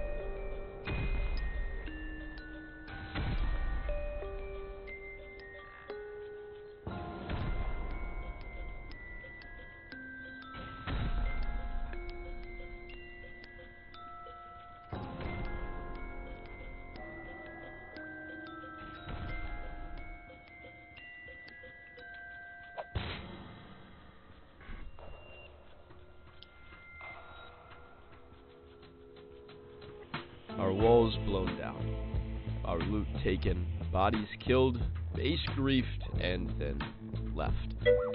Deja vu. The exact same scene as what had happened 2 days earlier in a different base, but the same group, the same enemies. The success that we'd found throughout the day in the PvPing and in all of the plays had just been stripped away at night while we weren't there. An offline raid, no counterplay, and again we found ourselves back at square one. The means of our destruction, this second downfall of ours, didn't really matter. The means of our conflict as a whole with Yoshi's gang didn't matter, because in Rust there is no dignity, there are no morals. You do what you have to do, and that's what they had done. So by the time the dust had settled and a new day dawned on the world of Rust, it was us that had been outplayed, and Yoshi's gang that was on top.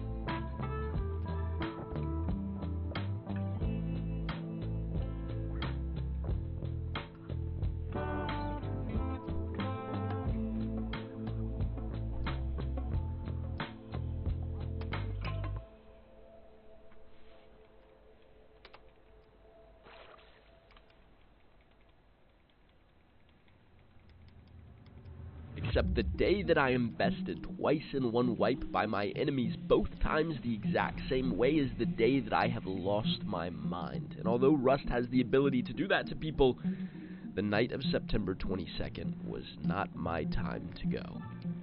Let's rewind to the middle of the night. 2 in the morning. Many of you know that for me, some of the most important hours of any given wipe when I'm in a rivalry with another group are those hours before I go to sleep, when I'm waiting for a raid, seemingly AFK in my base, because in reality, I'm looking through footage. This time around, hundreds and hundreds of gigabytes of footage, dozens of hours of gameplay, looking for connections. Because of course, in the moment, while I try to look at names and understand what group they're part of and how they play into any given story, the reality is, in the heat of the moment, when your adrenaline's pumping, it's hard to make those connections. The vast majority of the predictions that I make about a given group, the information that I gather on them, comes from these late night hours. And this information is invaluable, because when you're in a rivalry like this, where it's like a chess match, any little leg up that you could get over your enemy can make the difference between victory or defeat. I mean, the proof is in the past. If you haven't seen A Tyrant's Mistake or The Grand Plan, I would skip forward to the point on the screen right now because this is a spoiler, but in both of those videos I used past footage to be able to help win a rivalry. In The Grand Plan, I used it to figure out what direction Beetlejuice was flying off to figure out where his base was, and then I used that to go over to his base to provoke him here, to bait a raid, to defend it successfully, to get my satisfaction. And we all know what happened in The Tyrant's Mistake. Looking through all of my footage allowed me to realize the connection of ATP getting offline every single time they lost a big fight to play games of CSGO, giving Snuffy and I the window to raid their base, a base we never should have had a chance to be able to successfully raid. But we did. We got all of their explosives and then we used it all right in front of them. It was insane. Neither of those two things would have been possible without looking back through footage, and those are just a couple examples. Point is, looking through the footage to make connections is important, and it does sway the choices that I make. So what was I able to figure out about this given story?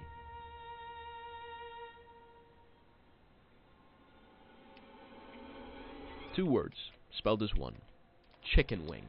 What in the hell was this guy doing outside of our base as a naked right here? It made no sense when I came across it, because who was this guy? Well, he was one of the dead guys that I looted for a full metal kit at launch site after one of the big fights that had happened there. So him being outside of our base naked and alone meant one of two things. Either he lived nearby and randomly was there when we came back on the hot air balloon trip, or two, he had an ulterior motive. But there wasn't really anyone that lived near our base, and we hadn't seen his name except for that one time at launch site, which ruled out option one.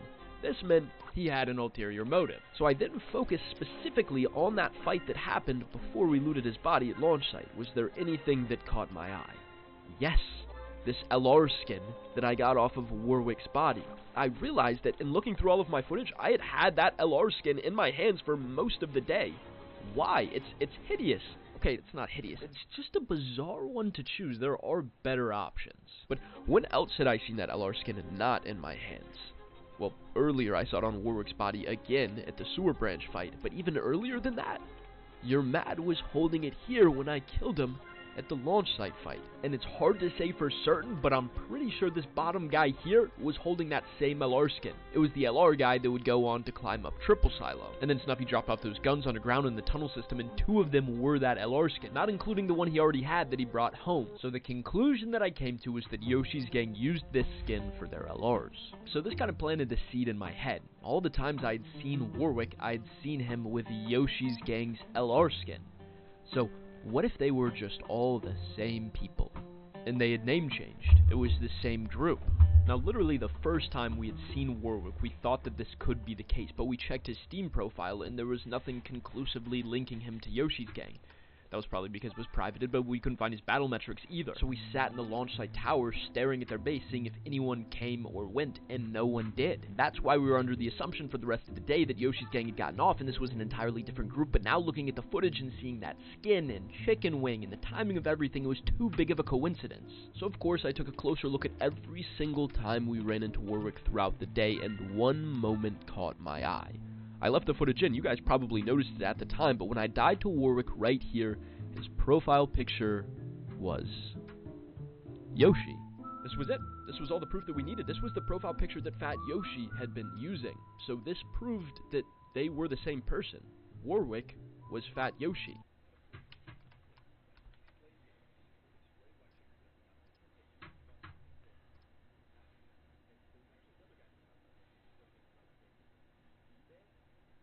not good. good. We didn't know if Bot Farmer actually changed his name or not. The details are still a bit fuzzy. Anyway, you guys are probably thinking, Stevie, I mean, this is obvious, of course, their name changed. But you do have to keep in mind that after that fight where Snuffy and I killed all of them, especially Snuffy, at launch site, it was probably 8 to 10 hours before we actually all got off. There was a lot that happened. These fights that we had with Yoshi's gang and Warwick and all them, which are Yoshi's gang, were only a tiny little portion of what happened through the day. It wasn't like we were frequently seeing them. It wasn't like we could listen to their voices and tell that they were the same person. It wasn't like we were seeing them on the roof, well, because we avoided their base entirely. So there was nothing that we could do to confirm that it was them. It was just assumptions that we were running off of. Furthermore, their Steam profiles were private. Their Battlemetrics profiles were either private or really hard to find, so we couldn't confirm a thing. But this one random clip was all the proof we needed. And you might be thinking, how did they mess that up? Why did they not change their profile picture when they name changed? Well, the answer is they did. Warwick did. This was his profile picture. Warwick's actually a champion in League of Legends. Fun fact. But there's this weird bug in the Rust system where after you change your name and you restart your game and you change your profile picture as well, your name will immediately change, but sometimes your profile picture takes a while to get into the system or something. There's a delay. So at the moment he killed me here, I'm sure if I had gone to his Steam profile, his profile picture would have been this Warwick image and not Yoshi. It's just because of this weird delay that Rust has with their profile pictures on servers that it wasn't that. And it's unfortunate for them, but that allowed us to make the connection. So what did this mean? Well, 2 nights earlier, they had offline raided our base with likely 40+ rockets under the assumption that we had put a tiny little shack right outside their front gate, which wasn't even us, and two, it's really a big deal at all. I mean, they raided the thing like 5 minutes after Tyler's group released. But you compare that to what we had done to them over the past 2 days at launch site, in terms of the play Baraki and I made, and more what Stuffy and I had just done, the amount of guns that we stripped from them, and then me typing controlling launch in chat implying that we ran that monument, not them. And then the fighting at Sewer, where we took even more tips from them. They were mad. And if they knew where we lived, we were going to get offline raided. But did they know where we lived? The answer to that is, unfortunately, yes. They were on top of and around our base that morning. I actually killed Yoshi one time there, and on top of that, I made a little mistake of talking in-game to your mad right here. I couldn't help myself, but that meant that he saw my Chinese name, and then heard me talk in that high-pitched, irritating voice because of the voice changer, and he would know then and there that we were the same person, we were the same group, we had just moved. So what this all meant put together is that our base was going to get offline that night. There was no doubt in my mind. So what were we going to do? Well, trying to stay awake until the offline raid came had proven not so successful. A couple nights earlier, we could always just hide most of our loot in one of our 2x2s, but that was risky because what if someone raided the 2x2s? And even still, if they raided our main base and didn't get much, but they griefed it, like they had 2 nights earlier, we would still feel really bad about it because, I put a lot of time and effort and farm into the bases that I make, and then the idea popped into my head. What about a raid alarm? Meet Saul, an absolute unit of a Rust player, an English lad. He was Stuffy and I's trio for the longest time. I've been on so many adventures with him. Great guy overall, but the plan was simple. Saul has a normal European sleep schedule, meaning it's not super messed up like Snuffy's. So for the duration that I was going to be asleep, he was going to be awake. He didn't have any plans for the day. He was just going to relax and play RuneScape. So he loaded into the server before I went to sleep that night, got a kit on. I told him everything that had happened, and his job was just to wait. Have Rust on in the background. And if anyone came over to our base and started shooting around outside or flying helicopters testing to see if we were online, he was supposed to not move an inch. Let them think we were offline. And there was a chance that they were monitoring our battle metrics, and that's kind of a word that I use a lot that I guess I really haven't explained this video, but battle metrics is a website, a database of all different servers for different types of games where you can see what players are on what servers in real time. Unless their profile on battle metrics is privated, but it does cost money to private your own profile, so most people don't. But anyways, if they were monitoring our battle metrics, well, I had made sure that my privacy or my profile was not privated, so they would see that I was offline. And yeah, they could also see that Saul was online, but they had never seen his name before. They would have no idea he was part of our group. They would think we were all offline, and they would hit. Cue part 2 of the plan, the fun part. I would be sound asleep in my bed, under my cozy sheets, with 2 computer speakers positioned on either side of my skull at full volume. So, when the inevitable raid came, Saul would react, he would call me on Discord, I would immediately get woken up, I would run over to the computer, I would load into the server, we would defend the raid, simple as that. But what the plan didn't account for is sometimes I roll in my sleep. Within just a couple of hours of laying my head to rest that night, I had rolled around, entirely knocking one of my speakers all the way off my bed and shoving the other one deep under some pillows so its sound was muffled. This was pretty bad. Keep in mind, I was also sleep deprived, so it was going to take quite a bit to wake me up, something that one muffled speaker could not do.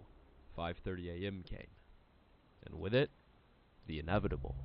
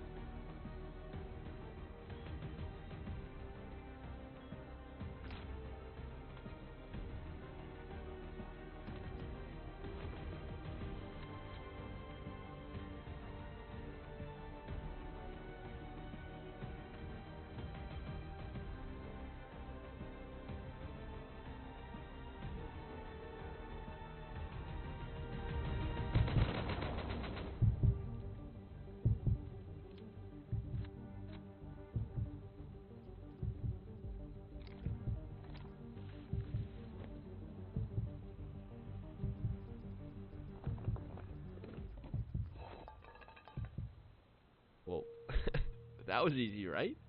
Was it as simple as that? No, because this wasn't Yoshi's gang. This was KA, that clan that I talked about that Ronnie and Brocky had stolen the sulfur and the helicopter from. This was them coming to try to get their revenge. A super calculated and quick defense on Saul's part. They didn't expect anyone to be online, but he was, and he saved the base. Now, right after the raid defense, Saul kept calling me, and eventually I woke up at around 6, and seeing that the whole speaker idea hadn't really worked, I repositioned both of them, and then I went right back to sleep. But after 2 hours, another call. It was Saul saying that people had jumped into the compound and were looking around. There were multiple footsteps, and he thought a raid would start at any moment. And so, I loaded into the server and stayed awake for a bit. While in the server, I looked at the Steam player list and who all was online. At 8:30 in the morning, Warwick, or Fat Yoshi, there was Not Good, there was Bot Farmer, and although we didn't see Your Mad or Chicken Wing, we figured he was probably very soon to get on. But despite us not making a single sound inside, eventually they left, and they didn't come back. And so, I went right back to sleep, and Saul stayed on guard. Within 2 hours, at around 10 in the morning, the exact same thing. Except this time, these guys came with incendiary rockets and blew our compound walls down. I loaded into the server, fully expecting a raid to start at any moment. Okay.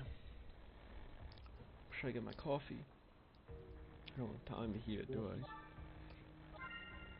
There you go, they just broke a compound wall. No way they start raiding yet. What they break it with? Boom? Insen rockets. Alright, one sec. Either. Yeah, yeah. They You know blowing? what? I think it's nah. But they came here on a horse. You said they had a horse. They've just gone away on a horse. Yep. That's exactly what it is. I'm pretty sure it's I'm sitting asleep, but not up yet.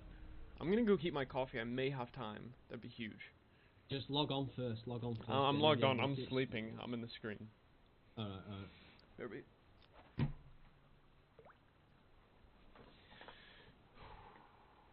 Got my coffee. It's huge. Dude, it is exactly like to the minute when they raided 2 nights ago. They're gonna come back soon because if I didn't react to that, probably day 'cause it's just on night. You're right. Oh, I didn't even consider, I forgot, like, they're probably watching battle metrics. I maybe should leave the server so, like, they don't see I'm on. I don't think they'll raid if they see I'm on. You could change your name, I guess, but I think it's because it's going nighttime. I think they're just slowly getting ready, if you know what I mean. So like, I do too. Those you can't raid. But because I've just loaded in, it'll take me, like, all of 30 seconds from when I hit connect to when I load in. Just change your name, and they can't check. No, I just disconnected. If they have battle metrics for name change, doesn't matter, just let me know. Yeah. Like the second you hear something, tell me and I'll load in. So it was nearing 10:30 in the morning, but come the next morning time in Rust, and they still hadn't hit. So when were they going to? Like I said, it was almost the exact time that they had 2 days earlier. The raid should have come. My best guess is that they probably saw on battle metrics that I was online. They saw that I quickly disconnected, but they were a bit worried, so they waited. I wasn't going to risk loading back into the server and having them not raid, because at this point, we wanted them to. So, with Snuffy having recently woken up, we decided to do something to pass the time. We would play a different game. It was called Vampire Masquerade Blood Hunt, or something like that. At the time, it was in its beta stage. It actually recently just fully came out. This isn't a sponsorship or anything like that. It's just a really fun battle royale, so we played it, just to pass the time, waiting for Saul to tell us something was happening. Your skill has increased. So this, what I showed you earlier, was it all just a lie? No, not exactly. It was what probably should have happened. But the last minute looking at footage, the connections that were made, the preparation, Saul, it had all changed everything. That was just an alternate reality where we went to sleep like normal, a nightmare situation, if you will. But what actually happened on the morning of September 23rd?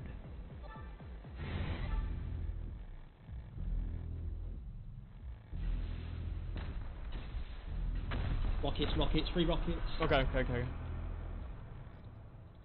I'm loading in. Closing this game.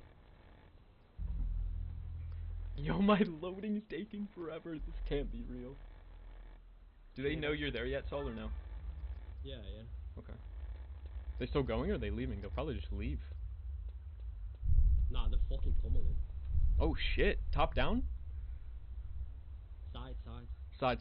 Good, it's them. Can we get shooting floor? Second. On ground. You're on ground?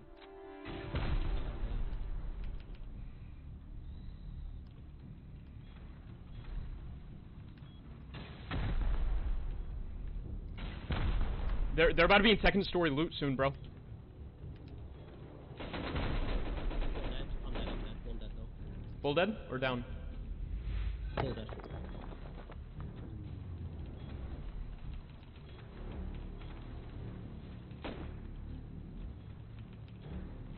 Is Slushy one of us?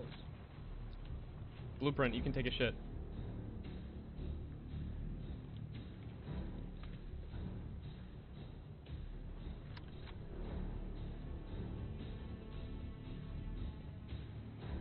You want to try to retake shooting floor?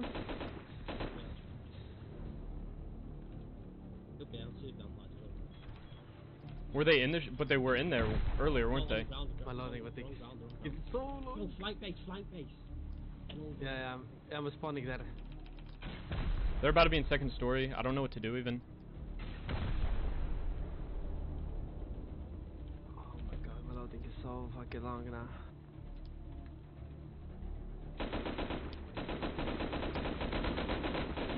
What? I hit him like 4 times. He's in the compound. One shot. He went down. He went down. He went down. I hit him like 4 times.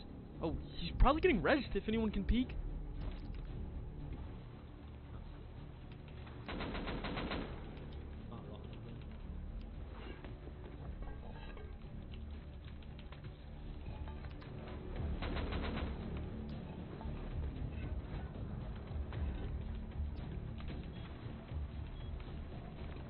So we have shooting floor, right?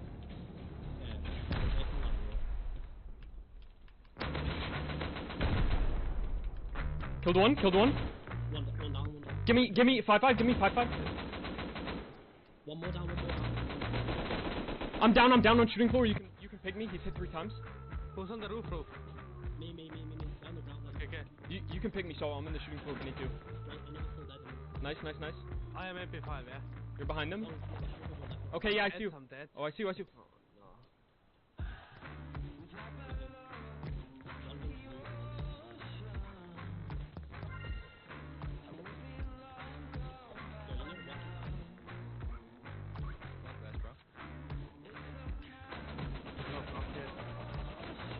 Killed one. They're in.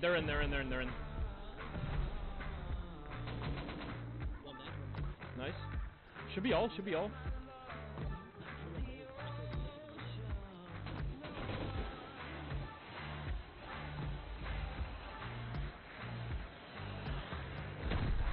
Killed him. That should be last. You think you can drop? Your skill has increased. I'm on the rock, Over here. It's me. Oh. I'm going to seal. Can you just watch people coming close? I'm outside. holding. Alright, I'm looting. I'm gonna get my walls. Do you have a wall, Saul? Give me a wall. I have two. Gimme. I'm inviting you to team. Move. There's a body outside. Can you loot it? Invite me, maybe, no? I did. It's right around. Invite me. I invited you, Bram. Are you in his team? I'm spamming. No. There's one behind here. I'm looting. On deal.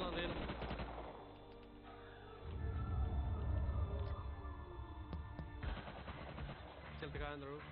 I mean, on top of the hill. Sealed. Let's fucking go.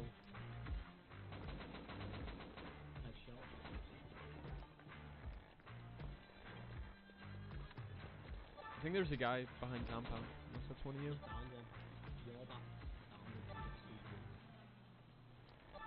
Is he outside close? Like, will he hear me from in base?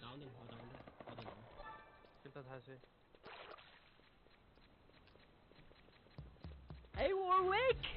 Or Yoshi, or whatever you want me to call you. It's been a while. The name change was crafty. I'll give you that. You know, you took one out of our book. That was... But it's 10:30 again? Really? Also, while we're here, that first night when you offlined us, we didn't build that thing outside of your base. That wasn't us. You raided us for no reason. Hello? Yoshi? Boy, oh boy, did it feel good.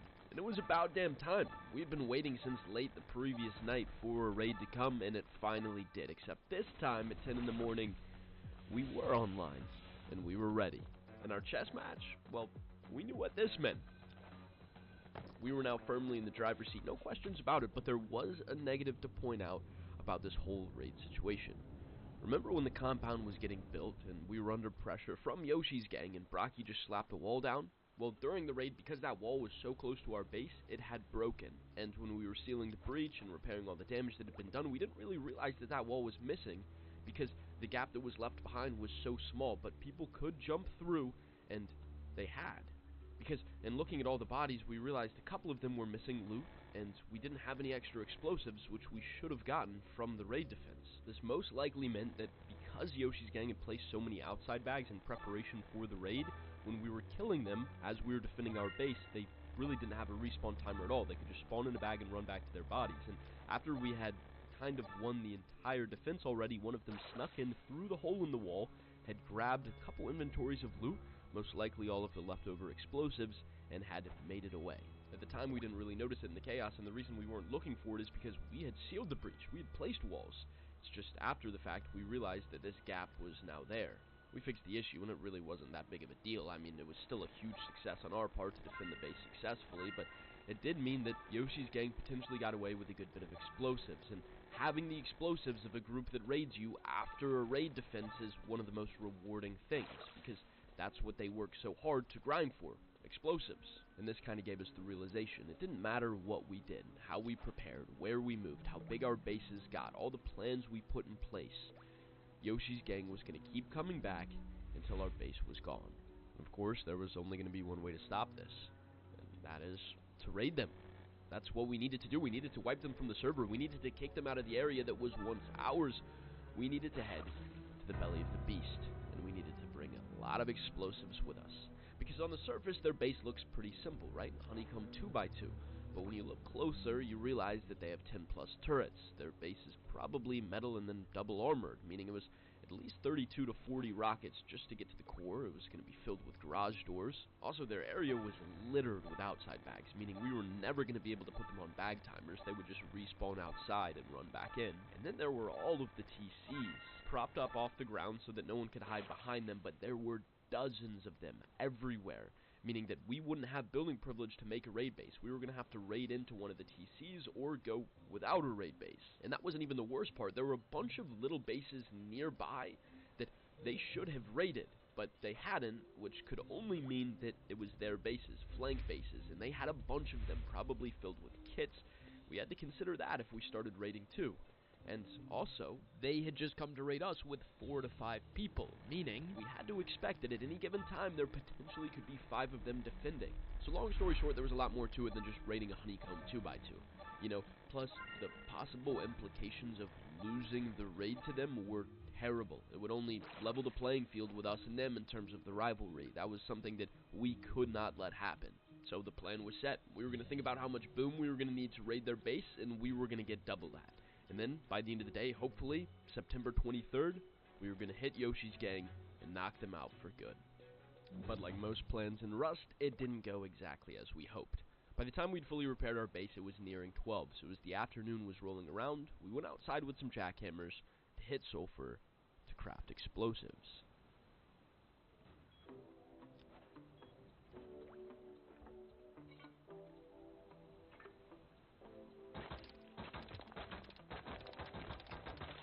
This is gonna take so long, but the Ortiz are gonna help so much. So, no worries. They're all not the same. Not your MP5, is it? No.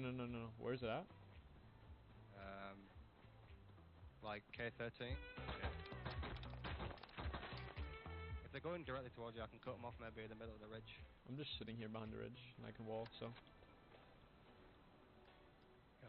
I'll try to go wide left. Still see them up there. Right. They're looting. Yeah. Are you naked? No, No. no. You want me to start shooting? The one? They're running towards you, like towards base, kind of like to your left, like when you run out of base. Like they're going left.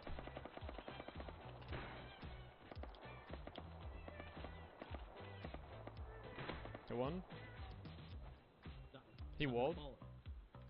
They should be like on y'all. On us all in front. One dead, double. Nice.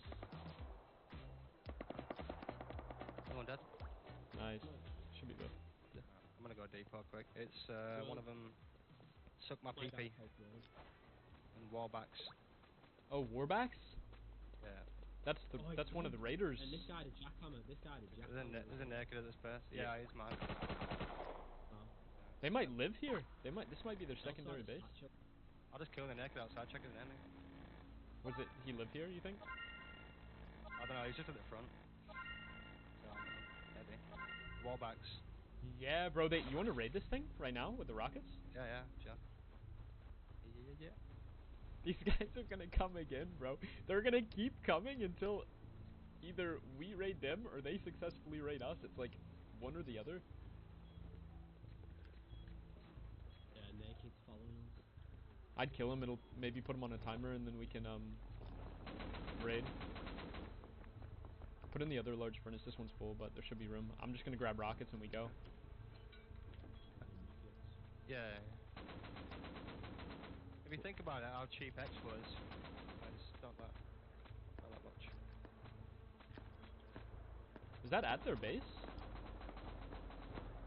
Yeah, yeah. Oh, Headshot him. He's dead. He looted gun. Reloading Explo. Here, just leave those fucks. Got him on my left. Got him on my left. I think he's naked.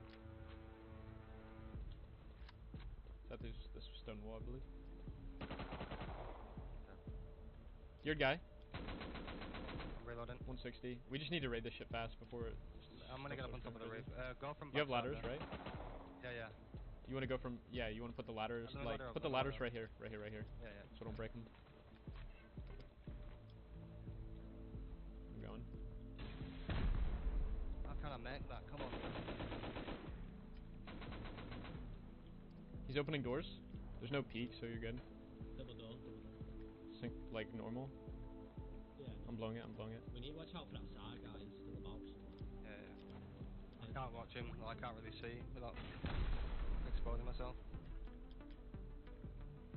Okay, here, take this all. Take I'll this see all. the side guy. Blow it. Side guy dead. Oh, he's got garage doors. Dead one, dead one. I'm blowing. Back up. Dead three times. Oh, it's gonna take so much. I'm gonna break this wall. Okay, it's a drop down. Yeah, So y'all stay here. I'm gonna get boom. yeah. Yeah, You can't do it. He's Hit him. so- He's down, so he's late, down. So late. Yeah. It sucked my PP if you just kill. Is that one of them? Yeah. Especially. He's only naked. Yeah, it's a naked. Alright, here, guy. take an Explo. Yeah. I'm dead, I'm dead, I'm dead, I'm dead! He's inside. He may try to steal. I have a bag right here. It's gonna reload rocket. You And good. Don't stand too close to me, dude. Just in case. he's gonna open in rocket, just watch for it. He might be going up top. Naked from outside, but so am I. Naked to my left. Right. See if we can. Oh, okay. Outside. Hold him. I'm going roof. Alright, okay. Leave your body shot. Leave your shit, so. Alright, hold that Just shit. open that garage door there. He's Stay going up far. brief, he's going up Stay brief. far. I'm watching it, I'm He watching it. opened- Yeah. Need man. Fuck them. Yeah, I have it. Got You can MP5, get mine, yeah. you can get mine. Yeah. MP5, yeah. He's getting codes right here. Can y'all break TC? And like...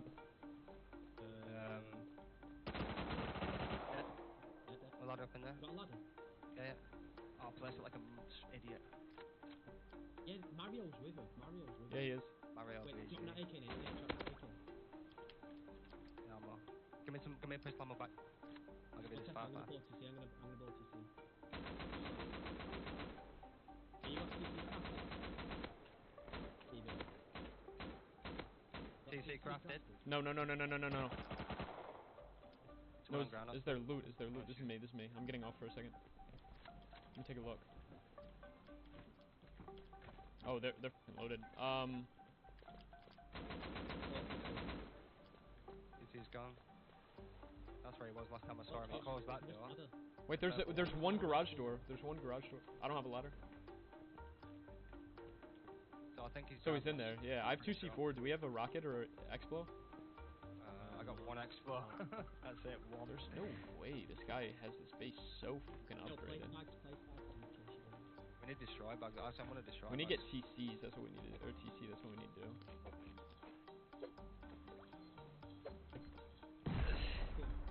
Send one in. Shit.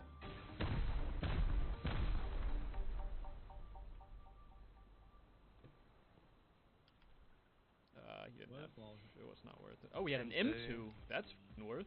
Dude, he's actually trying to hide. And he's got a bunch of guns. He's got a bunch of shit. I mean, I'll take this. Didn't have another Really rocket worth there, but like, doing it wasn't yourself worth the up for that. boom. But no, dude, I'll do it for an M2. Dude, these guys were gonna use this as a raid base? There's no other reason to have M2 here. Yep. Holy... You guys are madmen? Oh, back easy chest this is kind is, back yeah. chest is kind of juiced. Let me see. The green ones. Oh yeah, green was juice. Oh, we still haven't seen that small... Can you pick up the small box? Yeah, the small box. Yeah, I'll pick up. Take all the shit out of it. I'll throw it on the ground, I have no room. Oh, oh, oh. Ah, fucking gag. Guess we just get to... I don't even know, I mean, they could be like 5 or 6... There are like 6 or 7 of them total now with these names, and or the PP guy. Yeah, because there's PP, Warbucks, Mario, and that's an addition to Farmer, Warwick, You're Mad, which is Chicken Wing, and Get Good. So that's 7. But the thing is about all of this is because of the name changing, we don't know if it's the same group, a different group, the same group name changed, but like this ugly ass kit I have on is their kit. So their kit, I don't know. They're at least 5, they're up to 8, I guess. Alright, so you go, so you get rocketed and we don't all get rocketed. Oh, there's a guy up there, yeah. He's got a DB or something. He's right there. Pretty sure he's right there. Oh shit, keep air red. Yeah, that's... Oh! We can go, it's got it. Okay, I thought we were stuck. Let's just go out the front door right now, all of us. Keep air red on the way. I'm in it. Like 4. Alright, we need to close that door. One dead. One dead. Nice. Other Killed the finished. guy, got me. Pick him up, can you pick him? Full dead. I'll spawn inside. Skull, this is another one. Wait, they can still get. They can get in here. Skull.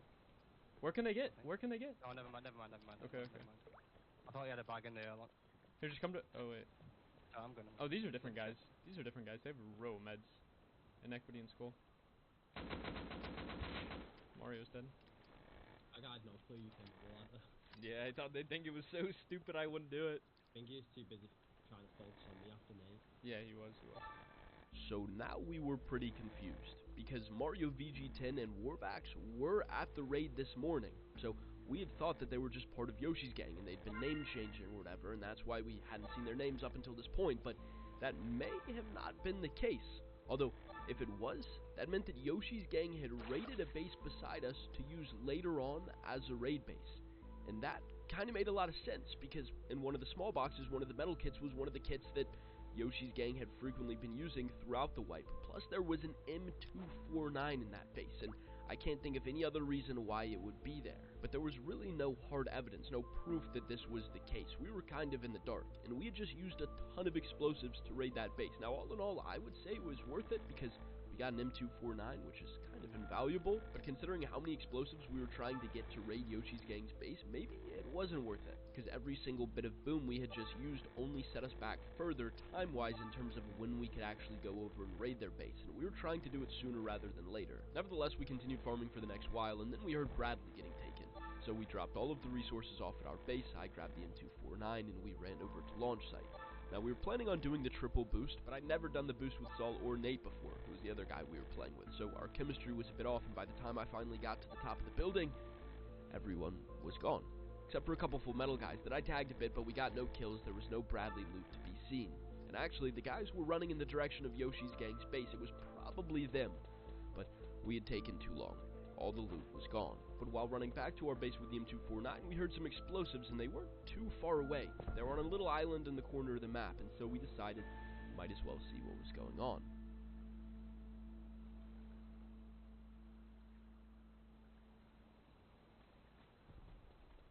Okay. Yeah, it is over there. Yeah. I have a fire. I could swim across. Alright, I'll swim. I'm kind of low on meds. I got a bed, I can give you some. I got 6. I'll give you 1 and... I know these kids are rocking AKs. I'm gonna get. Saul's got a bunch. I'm stuck. Yeah, that's fine. That's enough. That should be good. Alright, we're gonna get up here now. If I don't kill someone before using those, then we'll just. I mean, we can ladder up here, or we can just run all the way around. Wait, how far does this go? Oh, we can run up here, just around the corner. Should be able to.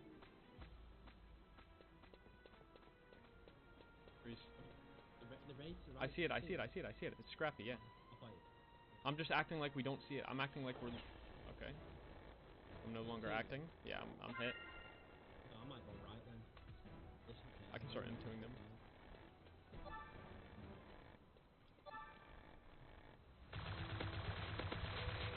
Double head, one's full dead, one's full dead. Oh, one's full dead. They're not peeking rock anymore. Yeah, one's naked up there. He's looting, he's looting. He has his kit back. He ran back to the raid, hit him twice. Oh, this guy's flanking far left. This is not good. Oh my god, bro. This kid's got 3 lines of sulfur on him. He's what? 3 lines of sulfur on this body. Oh. So as nighttime approached, I knew I was getting flanked, but the issue was I didn't know how many people were flanking me. So Nate and I decided to flank the flankers. We regrouped down at the shore where we had crossed the inlet, and Saul had died, but we waited a bit, and he respawned in his sleeping bag, and we gave him his kit, and then we went all the way around the island, or rather the peninsula, at the bottom of the cliff. Our plan was to go all the way around, and right when we were beside the base, which was kind of next to a little ledge, we would pop up and see what we could do. But it was tricky, because by the time we got over there, it was pitch black, and we really didn't know exactly where we were.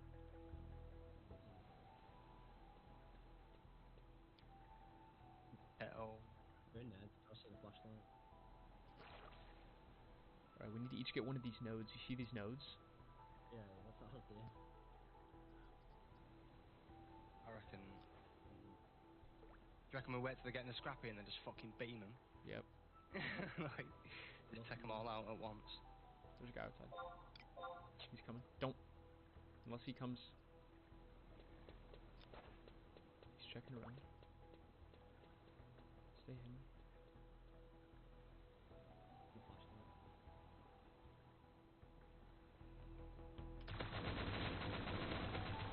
I do. Watch base. The one going down left. Going down left where you see that. Left where you see that.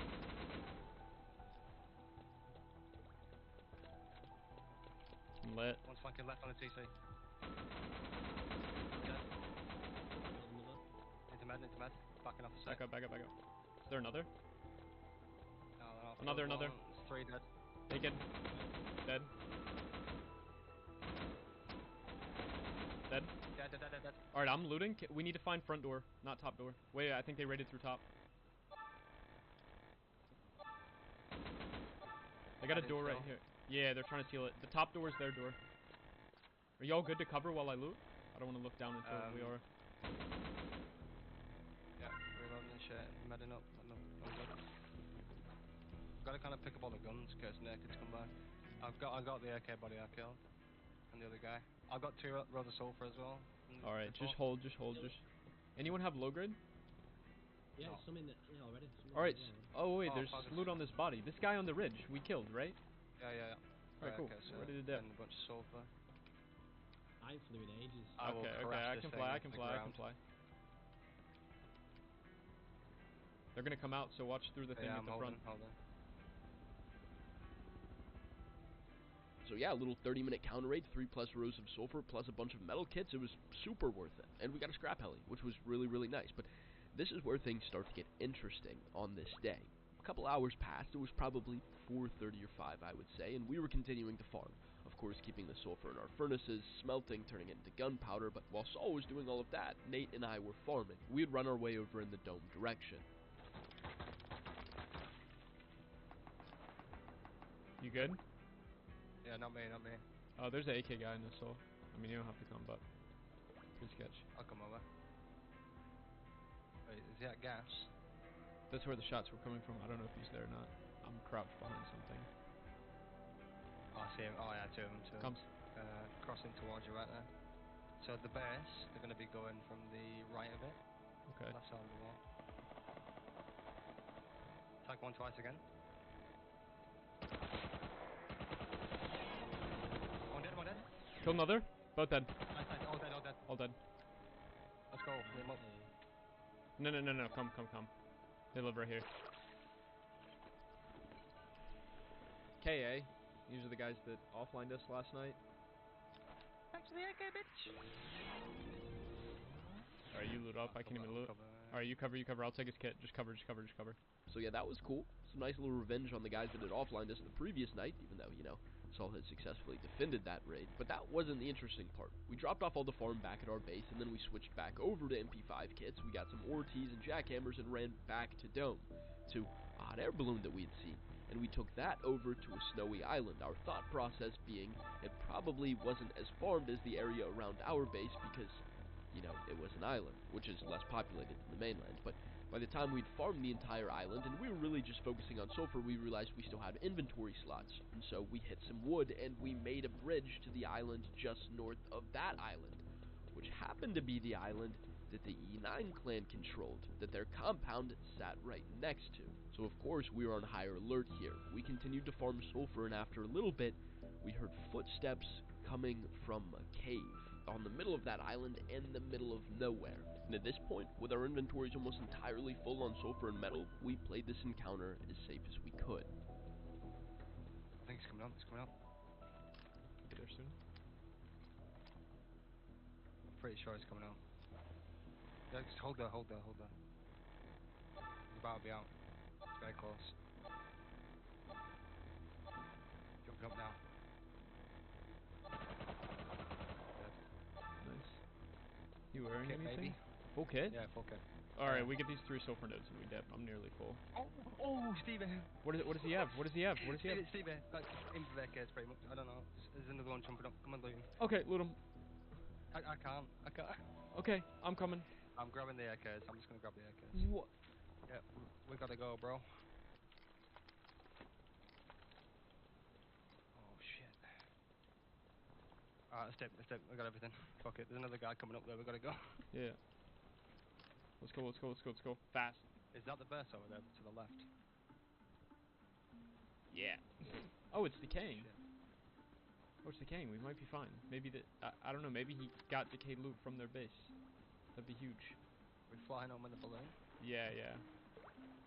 We'll take the all the sulfur. We'll leave all the metal in the stashes and just take all the sulfur. And the AKs, we'll leave the customs and shit. Where was he running all that shit to though from the cave? Like, that's what makes me wonder. Because he came out of the cave with all that shit, and he was opening doors.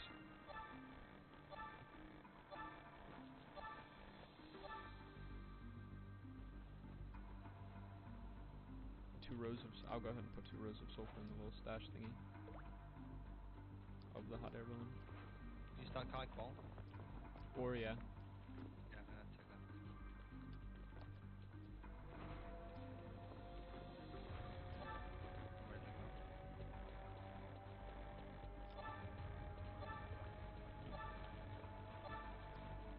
And if we die, it's GG because they're literally on our bags where the kits are. Yeah. Let's get out of here, man. So, a row and a half of AKs. Jesus. Jesus Christ, bro.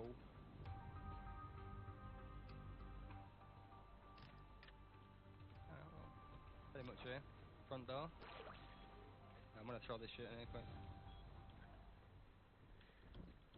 Yeah, we got all the sulfur out there.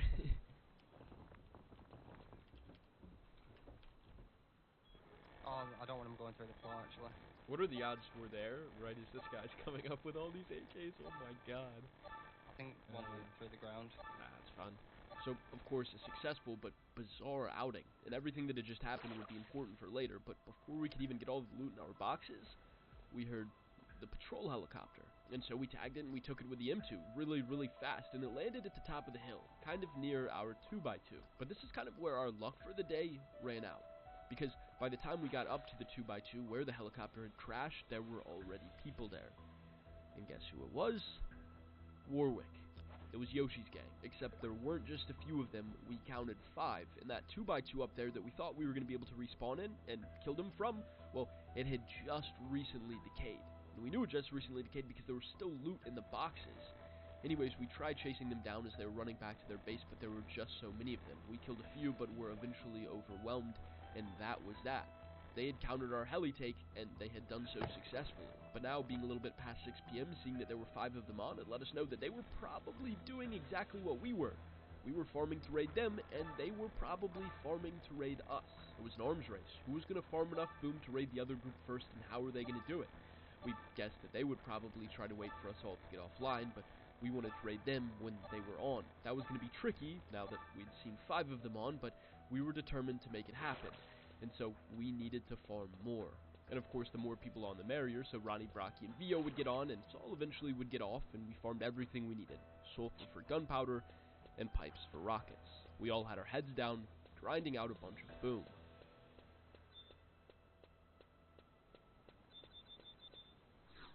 Brock, can I get your thingy, please? Brock. It does now. Brock, can I get your jackhammer? Jackhammer fell through the floor, dog. I got it. What was that for?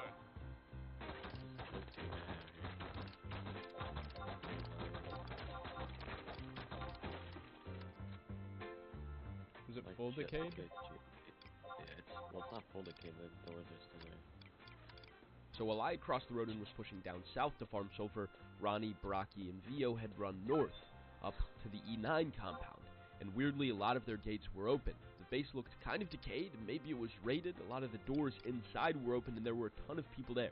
They fought them off for a while and then pushed into the main base and realized, indeed, the base had either been raided or decayed. They were able to get their hands on some pretty significant loot, and while this was all happening, of course, I was back at the base, smelting the sulfur, turning into gunpowder, turning that into rockets, but what this kind of confirmed for us was that obviously now something weird was happening at this E9 base. We didn't know if they had been code raided, or actually raided, or their base decayed, or they decided to get off, but we did know this E9's clan was the richest clan on the entire server, so if their loot was now up for grabs, and it was because there were people flooding their compound and all around it, there was probably an extreme amount of wealth moving around in this area from people that were coming into the compound and trying to get their hands on scraps, and that kind of made sense. Remember earlier in the afternoon, that guy that Nate killed running out of the cave that had 2 rows of AKs?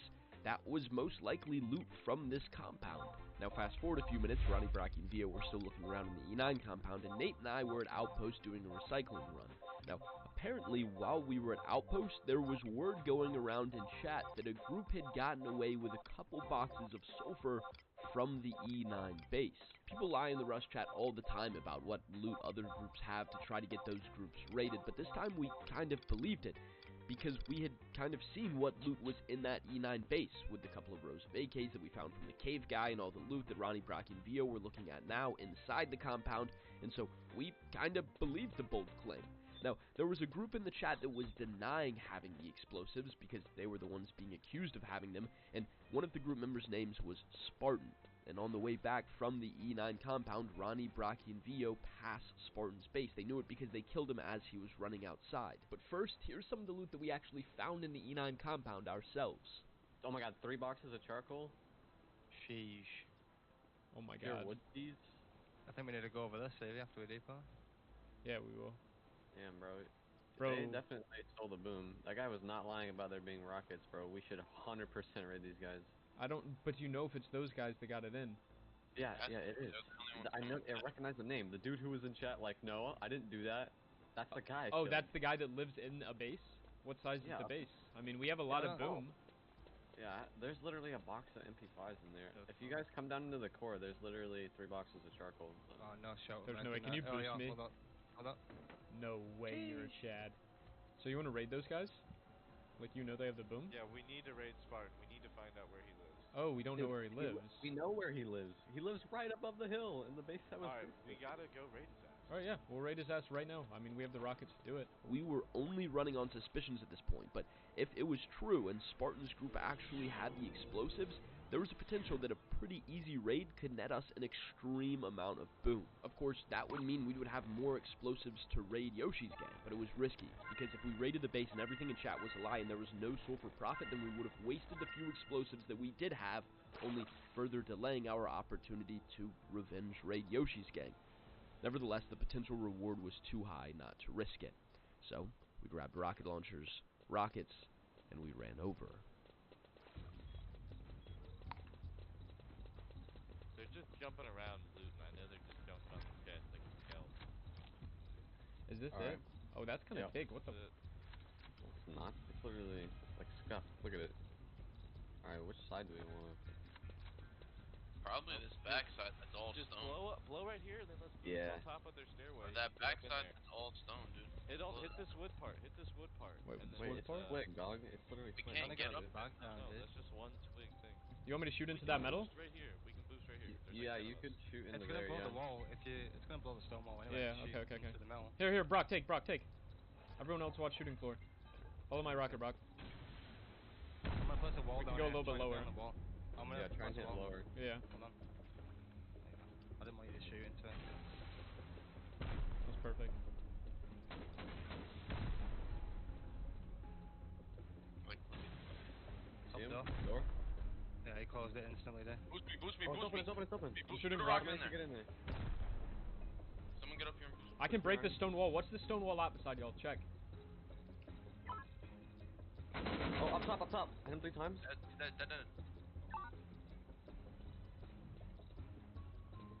Oh, I'm in the core. Be careful, Don't need a rockets. boost, no namer? Yeah, You guys sure. need to 4 rocket this. Dude, it's Spawn! fucking stacked. Dead. Dude, it's fucking stacked. Hit this fucking armored door down here. Okay. I'm gonna. Brocky, you have rockets. I'm outside. I don't have rockets. Yeah. Oh my god, I'm so far already. Can you med me? I need meds. I need someone to med me. Here, Brock, here. Multiple beneath us. I Yo, shot him. break the TC. You gotta break the TC somehow. Box Is of he full sulfur. gear? Full box of sulfur right here, by the Yeah. way. Does anybody have wood? I do. I'm making. Alright. Kill him. I'm Nice. breaking TC, you ready? Wait, Yeah. don't break. I have TC. Dude, I'm in their core. Where are you guys at? Oh, they shut Yo, me in. Stevie, come here. I'm telling you, I need to get out of this hole. Stevie, come help me out. You just fucking shot me. Who's shooting me? Killed him. He's dead. Break TC. Break TC. Yo, Full gear Stevie, dead. Place it out there. Place it. Build them out. get me out of this hole. Yeah, we got to. Yeah, go for it. Where's these fucking AKs coming? Alright, they're all dead. They're coming from Dude, it's- 310. It's a big I'm on burst shooting down there. floor. This I is killed 2 of another them. box of sulfur down here, too. Oh shit. There's a uncooked. There's a uncooked up here. Wait, what the? I know, this base is... Whoa! What Get the? in there. Alright, I'm gonna Get start. in, I'm get gonna in start and shoot sealing. the Wait. build-up down. No. Just get in and shoot the build-up down. Whose bag is this? There you go. I don't have metal frags. You have metal frags, Jindor? Yeah, Mom, I have Drop. stone. Yeah, just take. You have more metal frags? Because we need There's stamina. like a whole box of cooked sulfur. Are y'all ready? Oh, no, I saw them. I don't like them, though. You know, like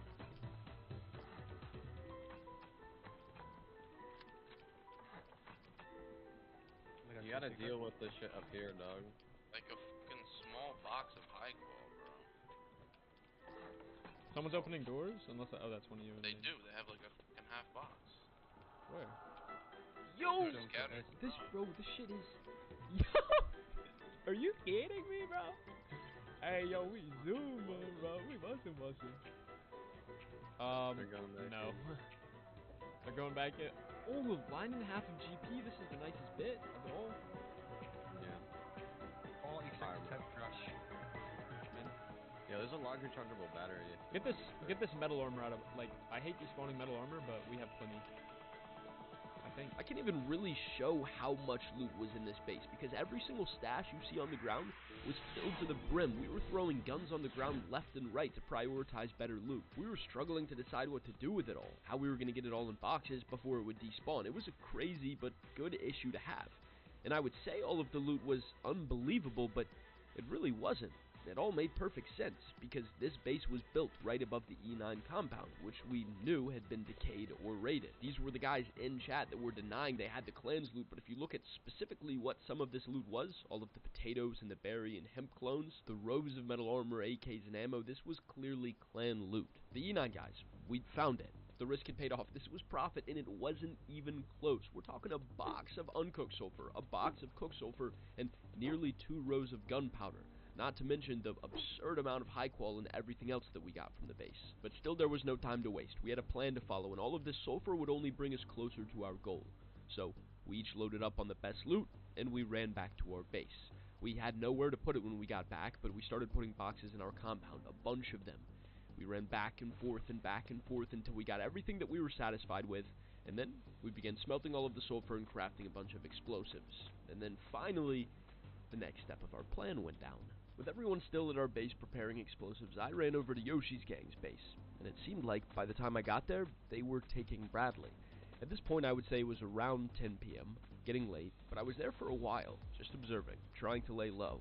I was screen sharing everything I was doing to the rest of my team so they could see as well, but it seemed like since I had last been there, they had made even more of these TCs, far, far away from their base. There was no building privilege at all.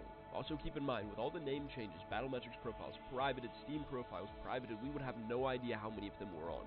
It could be 1, could be 2, could be 5. So no risks were going to be taken. We had 70 plus rockets ready to pound their base. C4 and explosive ammo as well. But who was the raiding party going to be? Well, of course it was going to be the 5 of us that were on, but I wanted to bring some extra friends to make sure that we got the job done. I saw that Warrior was ending his stream, so I messaged him, and he said right when he finished he would help us out. I messaged Blueprint, and he also said that he would help, and lastly, we needed a pack mule, and so of course I messaged Frost to help us out. But actually, when I messaged him, he said he was filming the final cinematic for his 1 million subscriber video. He asked us to wait for him, and so we did. We got all the explosives, guns, and gear ready, split between boxes in the compound, everything we would need to make a raid base, and we waited for everyone to load in. And when they did, we all got kitted up, except for Frost, who was taking a long time, and we got ready to go. Wait, yo, can everyone... Can y'all stand in the fireplace room real quick? I'll snap a selfie, or just snap a picture. Look at me. I'm right here. I'm right here. I'm crouching. I'm teabagging. I'm teabagging. 3, 2, 1, go.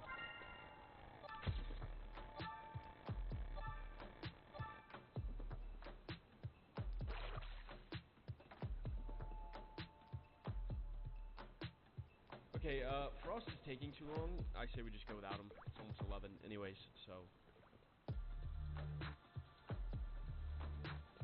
Yeah, let's go! So for those of you that weren't here this whole wipe, this is literally what everything comes down to, is this moment. It has to go perfect. Before you, wait, before you do it, can we get a speech, like, chant real quick? A circle? Sure, come together. No, like, we all say speech, speech, speech. Speech chant, you know what I'm saying? We ask for it. I don't... Oh, let's pretend, yeah. Okay, let's start running and then it will stop. Yeah, Okay, yeah. Start running. Start going, start saying it. Alright, speech! Speech!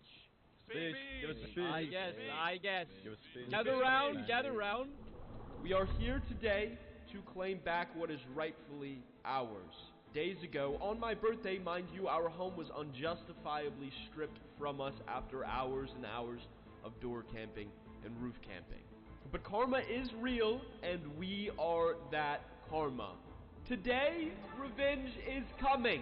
Today, we slay Yoshi. Woo!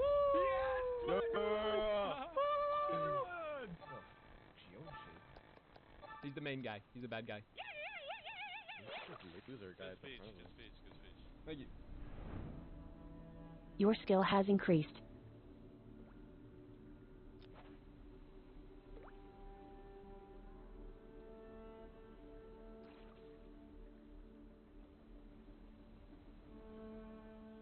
We'll figure out exactly where we hit when we get there, but whatever we do, it has to be so fast. Like, no time to react. Raid, seal, GG.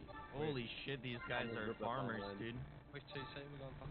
Which one? How Do we many want to go for that one in TCs? front? Wait, The what one is... outside the front door, dude. Closest one, yeah, for sure. Alright, get the closest one. Alright, blow it now. 4 through the left side. 4 through the left side. We watching roof and Go. shit. I'm watching. One more. Someone with a rocket. I got it. Alright, someone break. Okay. On. Okay, move. I'm building. Huge rocket.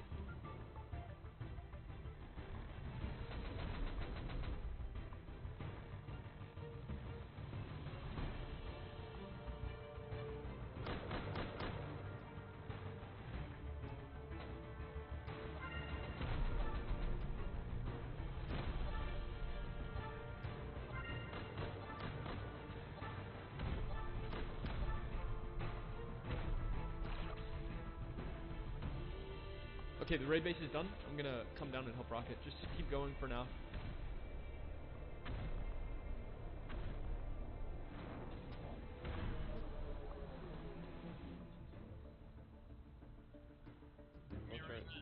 batteries gone, so it should all be off. Can I get some rockets, Brock? There's a rowing base. We can go through this door. You wanna go through this door? Turret's not even off. Brock. Hit the door. Alright. So, We could go through the floor here. you just wanna? Yeah. Which one? This armored? You want to go through armored? Yeah, cause the yeah, the get garage everything. doors wrap all Get the way everything. around Go to ahead. the front. Just go ahead. Or I don't have two one. satchels or something like that. Here, move. Jump off to the side view. There's somebody coming in Wait. the breach.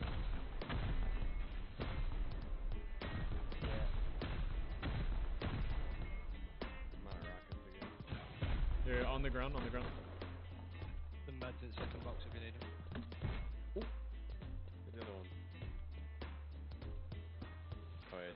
This one's high. We'll just. Oh. There's a garage door. Oh. Ladder. Stack. This one's a TC room. Why don't you just hit the C4 this? Oh, sweet baby. Thank you. Oh, who is this?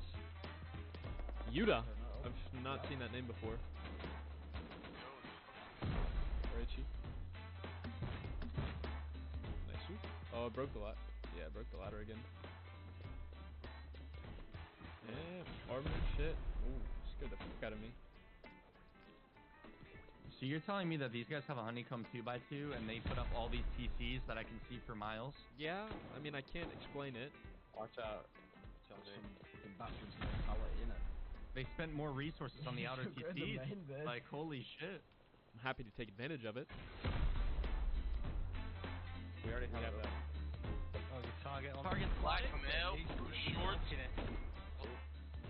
So we just They have boxes in their helmet. Shop Buster. Wait, I'm so confused. They changed their names again. Yeah,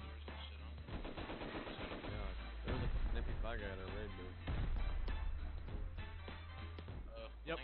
Flank base, a bunch of MP kits and stuff. Flank base. We haven't Feels gotten good, but yet. we don't know where Warwick is. And that's the main guy. That's Yoshi. I need to find Warwick. What's this base? Which one? Because I feel like they would have raided this shit. The 1340. Maybe he just didn't log off in his base. He just died and logged off or something. Well, they got slammed in launch could've, because the yeah. kids said that. They said good fight launch. Good Yeah. Probably just logged off. That's what they did that's exactly what they did last night too, though. Like they logged off and then they woke up in the morning to offline. So maybe they'd done a similar thing now. They lost a launch fight, they DC'd and they were gonna wake up. I don't know, like of course I'm happy, but I don't want to get off the server until I see Yoshi's dead body. Like that, I need that. Sounds a bit weird. So we sat in our raid base, kind of waiting for night to pass, siphoning all of the good loot from Yoshi's base to our raid base, thinking about what could have happened, because the two names of the guys we saw in Yoshi's gang's base, Yuta and Shotbuster, we didn't recognize at all. Could one of them have been Warwick? Could he just be name changing again? Well, no, because I checked his Steam profile and it was the same. Where was he? Well, in this very moment, if it wasn't the Rust gods themselves coming down to sprinkle a bit of luck on me in the final moments of this adventure, then I have no other explanation for it.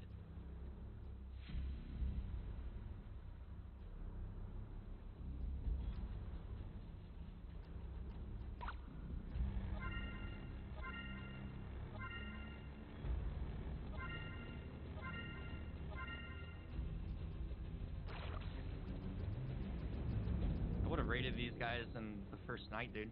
Fucking honeycomb 2x2. Couldn't. Oh, garage door just opened. He's online. He's online. In the main. He just Let's put go, on let's a go. fucking locker kit. Let's go, let's go, let's go. He's up another Hold up. floor. He has to be shooting floor, right, Blue? Yeah, I'm pretty sure.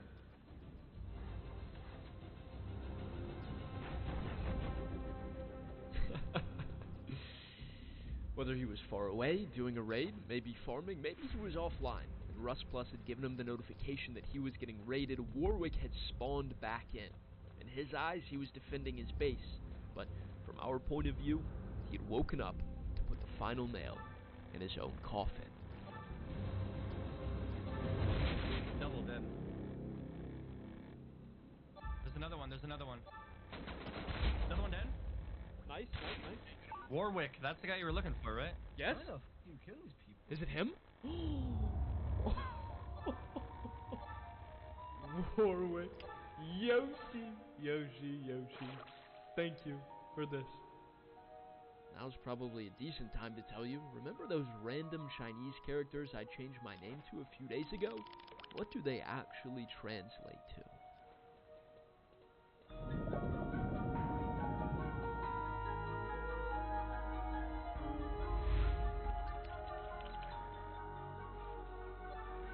I guess while we're at it, that profile picture that I had made myself at the time that also had Chinese characters in it, what did they translate to? Revenge is coming, Yoshi. Revenge has come. They got kids up here, man. I just heard them put on locker. We got a free rocket. Yeah, I'm C4ing this. How did you guys get in there? Beds, hella beds. Alright, I'm blowing further in. From the roof. Go for the door on the roof. This just goes down. Let's do the door on the roof. Oh, it's a mini and a sleeper. Yeah, I'm on the breach. Okay, he had some like. Oh, it's bot farmer. Oh, it's bot farmer. That's for the door camping. Whoa. Scum. I have 2 M2s on me. So at this point, we had every single room in their base opened up. Now, we didn't find a bunch of explosives somewhere, just a little bit that was in their core, which was a bit bizarre, but still, we were happy. We transferred all of the good loot from their base to our raid base. Then something a bit bizarre happened. The next morning when we were looking around, we saw messages coming through in the chat from a guy named LJ Secret, talking about he was in the process of getting raided. My chat wasn't on all the time, so I don't have footage of all the messages, but he was pretty much saying that he was new to the game and he just wanted to live in a base and stop getting raided. Turns out, I look back through my footage, LJ Secret was the guy that we raided for all of the E9 clan loot. So we felt a bit bad about that, especially because now we knew he was a new player. So with most of the good loot transferred, a couple guys stayed at Yoshi's gang's base to keep an eye on all the extra loot, a couple guys got off, and me and Vio took Yoshi's gang's mini-copter over to where LJ Secret was getting raided, to see if we could make things right with him.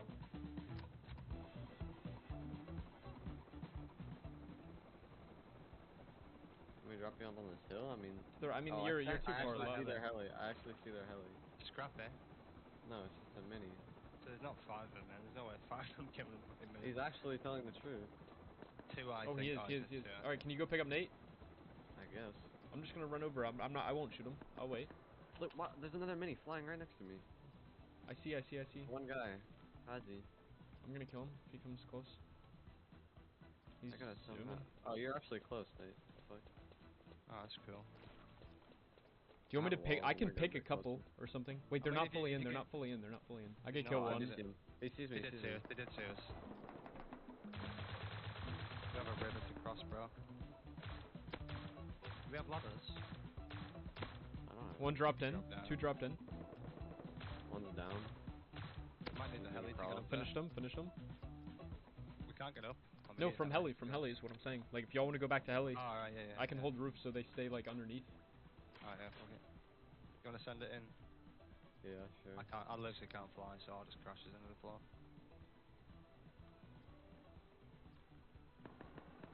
There are two in there looking up at y'all, I think, in the holes.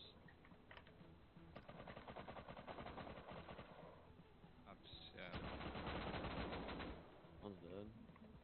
I see a Hazy guy flanking. I'm gonna kill him in a sec. He's 60, about 150 meters, or 250 meters. He's behind a ridge now. Oh wait, no, he's coming. I was naked. Maybe base owner. But God damn. That was you. Alright, Go down there, you know. yeah, you can just take your time with it. Touch slower. Oh, good, I'm saying. Confused. It's not the same guy. The other guy was a guy player model.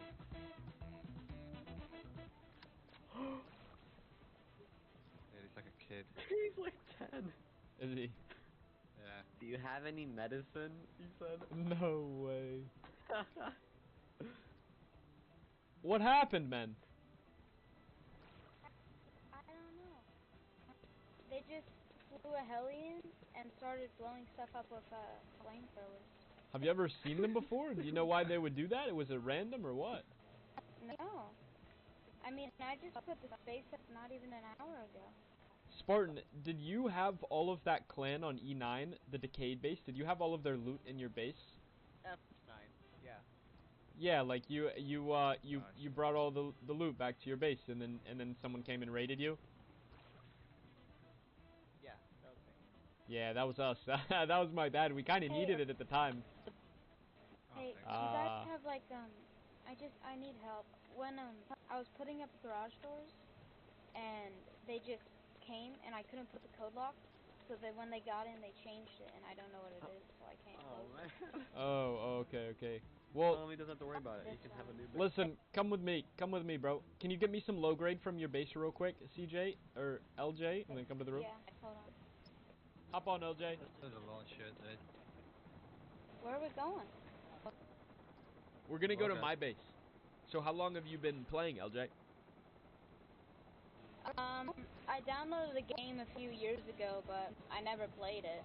Oh, I only okay. really got into it this last month. What got you into it? A friend? Yeah, actually. I was just playing Minecraft with my friends, and this dude joined and was like, who wants to play Rust? So I downloaded it. Ah, I see. So why'd you guys just now build out there, all the way out on the island? Well, it just seemed like a nice, peaceful area. I mean, we're clearly not good enough for, like, you guys or anyone else, so. Ah, it's to kind of hide away. I see. Oh, are you guys that giant, like, tower? No, we live here. It's a medium-ish base. Oh, wow, this is medium? Yeah, I mean, there are huge bases on the server. Like the one your friend was talking about, F9 or E9, they're massive. Yeah. Every time I go near it, I lag. So for the next 10 minutes or so, I explained everything to LJ. About our rivalry with Yoshi's gang, about how we planned to raid them and we needed explosives, and we knew about the E9 guys because we've been fighting them over the past couple of days, and we knew that their base was decaying or something of the sort because of the guy in the cave with all of the AKs. Although he didn't seem too mad, we did explain that all of the loot and explosives that we took from him when we raided him went to good use because we successfully raided Yoshi's gang. And then we ran over to our raid base to show him everything that we got and everything that we had over there. Wow, is this the raid base? Yeah, this is a raid base. This is actually with the high qual that we took from your base. We made this raid base. Take a look about. I hope it works. Yeah, Holy it worked really crap, well. you guys just left this here? Yeah, we just left the raid You here. guys just... What the frick? You guys left this thing? Well, we heard that you were getting raided. We were like, we gotta help them out, you know. I'll show you their base now, though. Oh, these people. Yeah. Yeah, these are the people E9 tried to raid, I think. Oh, E9 tried to raid these guys at some point? Yeah, it was like a Warwick or something. Warwick, right, yeah, Warwick, that's him. Yeah, so actually, this guy, Warwick, his original name was Yoshi. So then I explained the rivalry in more depth, how it started, you know, how it developed, all the plays in between, and finally now, how it had finished. But yeah, we got all their stuff, and that was that. So that was kind of our purpose this wipe, and after we finished this raid, you know, that's been achieved. And so that's kind of why we're leaving stuff around. We don't much need it, so if you and your friends want it, you're more than happy to have it. I'll show you around their base a bit. So eventually we decided we would give them all the loot. Everything from Yoshi's base, everything from our raid base, everything from our main base, because they were going to keep playing. They were going to put it to good use. And they were new players, so it would mean more to them than more experienced players. Also, of course, all of this loot was an apology for raiding them earlier for all of the clan loot. I was honestly surprised they were still on. That sort of persistence from a new player in Rust is hard to find. Now, there was only one last thing we needed to do. It was time to finish what had started several days ago. Our queen was taken a few nights earlier when our base was griefed after it had been raided, so it was time to grief Yoshi's gang back. Checkmate, if you will. Oh, wait, did you guys do this to us? No, it's only because they did this to us earlier. Revenge, you know? There's probably still a Wait, so not the same. for real, like, loot.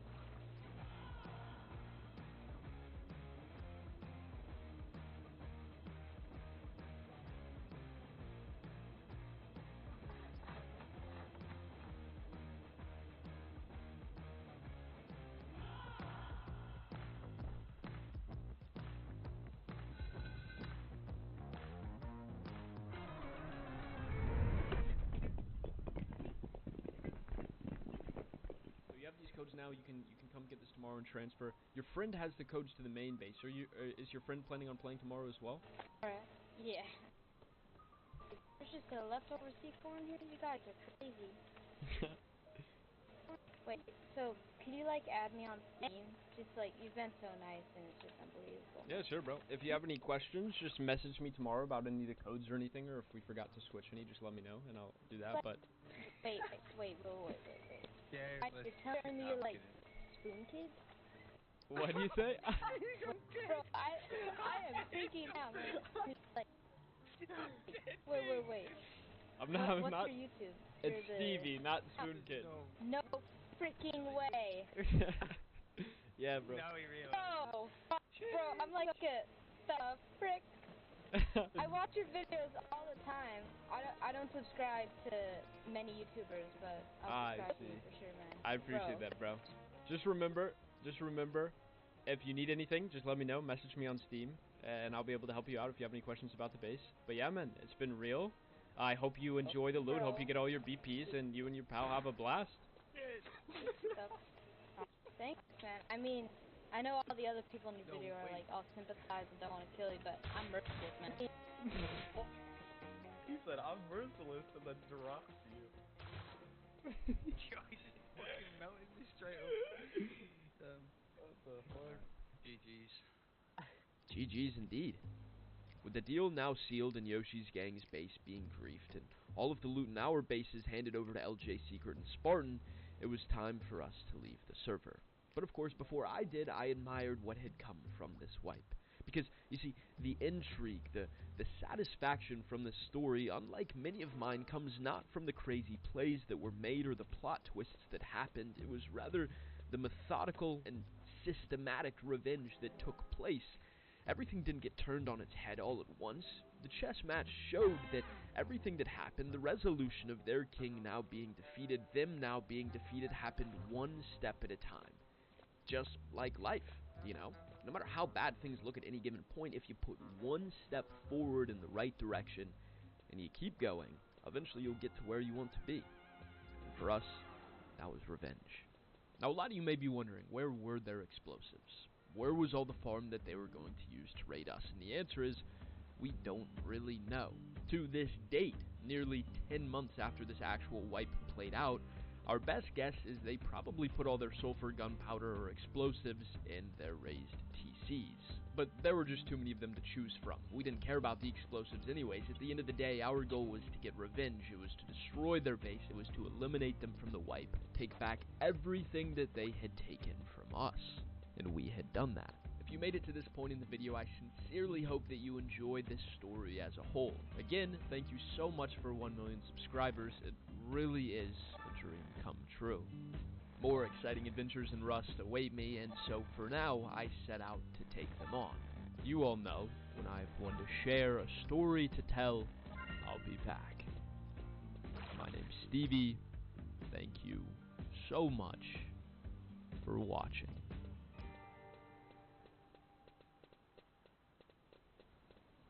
Okay, now before we go, I have some things to talk about, but first, for all of you chess players that really wanted to see the entire chess match without a break in any of the footage, that's what this is. It's just going to spin around the chessboard, and the whole game's going to play out over the next couple of minutes while I talk. I'm not going to cut this up or anything. I'm just going to kind of spitball, and pretty much what this is all about is where I've been for the past 8 months. You know, that's a long-ass time. There are a few things that are pretty obvious.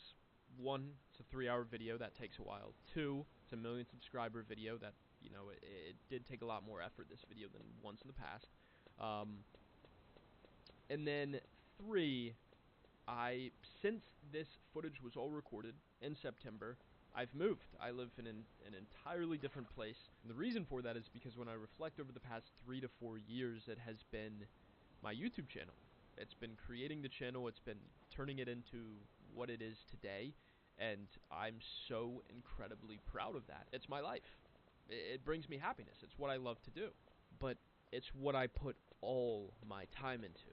And the reason for that is because with content creation, unlike most other professions, the amount of effort and the amount of time you put into your content creation almost directly correlates to the amount of views you get, the amount of subscribers you get, the amount of money you get.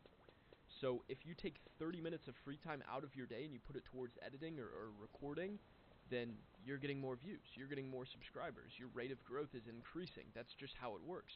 And you can keep doing that until you've cut every single second of free time out of your day. And when I reflect on my life over the past 3-4 years, I don't regret a single thing. I wouldn't change anything. But I've realized that a lot of my time has just been spent waking up, getting on my computer, gaming, editing, going to sleep, and then again, and then again, and then again. A lot of monotony, which is awesome, and it's allowed me to build something like this channel that I'm so incredibly proud of and that I love to do. But in all honesty, that's meant very little socializing over the past few years. Not creating super awesome memories with friends, not going out that often, and you know, that's not a bad thing, but it's not a great thing either. Humans are by nature social creatures, so if you seclude yourself for a long amount of time, even if you can justify it by the numbers, views, subscribers, income, it's not great, and you're not going to be happy all the time. So because of that, many months ago, I moved, and, you know, the goal was to be social, and that's what I've done. I've made a ton of amazing friends. I'm still around friends that I've been with for the longest time, and you know, I'm happier now than I have been for probably ever. But there needs to be a balance. I love video games. I love creating content. And now my goal is to balance that. It's to not be playing video games or editing all the time. It's to not be hanging out with friends all the time. It's a mix in the middle, and this doesn't mean less frequent uploads than in the past. Honestly, it'll probably increase my rate of uploading because I'll be, you know, overall more content with life. I could keep going on, but it's been a while, so that's where I've been. That's my plan looking forward. I thank you guys for your patience with this video. I apologize for how long it took, and I hope to see you all soon.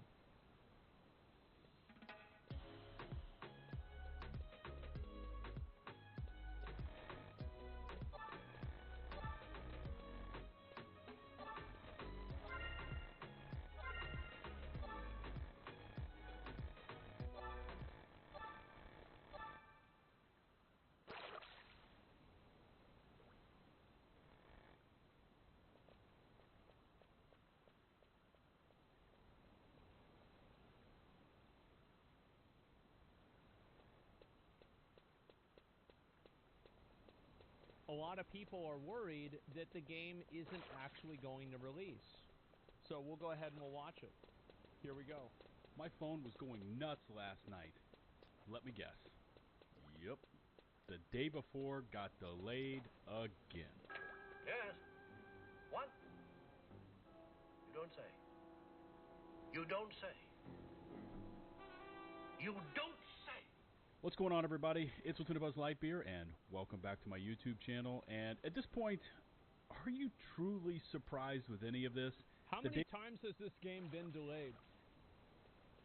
Like 3, 5, like 10, 2 or 3 times? Okay. That's pretty bad. Just days before, a major raw gameplay reveal has again postponed and pushed out the dates. And we'll get into all of this because I've done some digging here, and I have some now deleted receipts. Okay. In case you aren't yet a sub, please smash that big, beautiful subscribe button to stay up to date on all the latest The Day Before news. And while you're at it, ring the notifications bell to receive my latest upload alerts. Okay, here we go again. All right. Never? No. They said it's going to come out real soon. It'll be out soon, guys. Don't worry about it. Yeah, for sure. It'll come out at the same time that Star Citizen does. Alright, let's see what So this latest chapter all starts back on January 15th. We get this announcement announcement from the official Day Before Discord that the team at Fantastic have received the go-ahead from legal to publish raw gameplay footage. Okay, which is something we haven't yet seen, and the wording is odd, almost like they're doing us a favor releasing this footage, because how could we be so skeptical after all these heavily scripted vertical slice trailers? And then kind of late last night, at least it was for me on the East Coast US, we get wind that the Day Before has been delisted on Steam. That's right, the number 2 most wish-listed game on all of Steam has, poof, vanished. The Day Before You gone. See, it's right there. No, see? What do you mean? Yeah, they just changed the name of it. And here's where it gets really dicey. Their official Discord server posts this message to calm the hordes just moments after this delisting. We are currently experiencing a minor technical difficulty with our game's visibility on the Steam store page. This is a... Ooh, it's 52 minutes. We'll at least watch some of it, because it does look good, and I like Carl. Hello, you absolute legends. In 2017, the most expensive video game ever sold cost $30,000. It was a mint condition, sealed copy of the original Super Mario Bros. In 2021, the most expensive video game ever bought cost $2 million. But this was a very special game. Oh, actually, it was the same game. That's an increase of over 6,000% for the same game in just 4 years. Something very strange is happening in the world of video game collecting. Headlines are flooding the internet describing new records set for insane prices.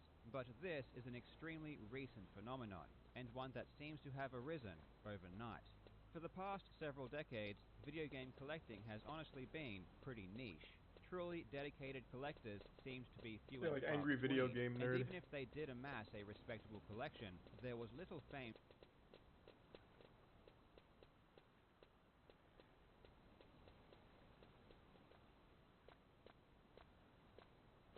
to be gathered from it. In contrast to something like the art world, where collectors represent the richest of society, flaunting their lavish purchases, video game collecting was mostly done by wait, the that looks purest nice. heart. Regular gamers, Holy nerds shit. in the truest sense, who were just so passionate about the hobby that they were happy to spend whatever spare cash they could scramble together to acquire a cart here or there, often as cheaply as they possibly could. Video game collectors weren't rich, but they didn't need to be either. Retro video games were never that expensive, therefore basically anyone could do it. And that was one of the great things about it. All you really NFL needed Blitz. was passion and time. But in I wonder if any of the games I have 2018, are worth anything. something happened that would change everything. The launch of a company called Wata Games. This was that's no fucking ordinary crazy, launch, Dyson. Okay. and Wata is no ordinary company. There is a select group of very wealthy, very powerful people who are pulling the strings behind this recent spike in video game prices. And those same people are making money hand over fist. Okay, so someone more knowledgeable than me.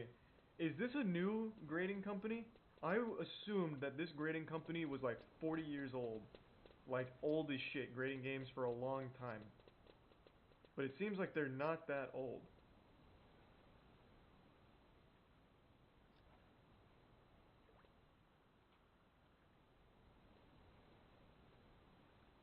So it's the only one?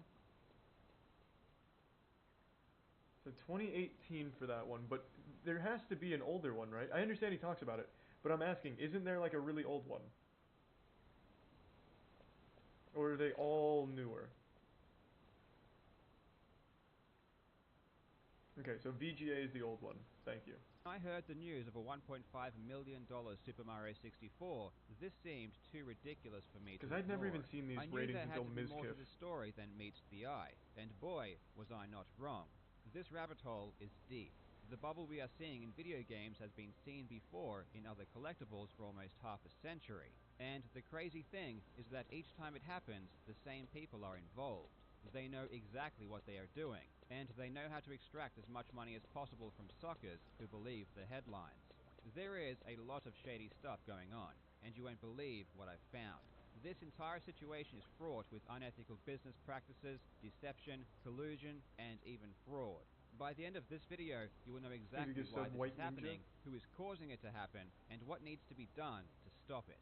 I really hope you enjoy. Thank you, that Camino.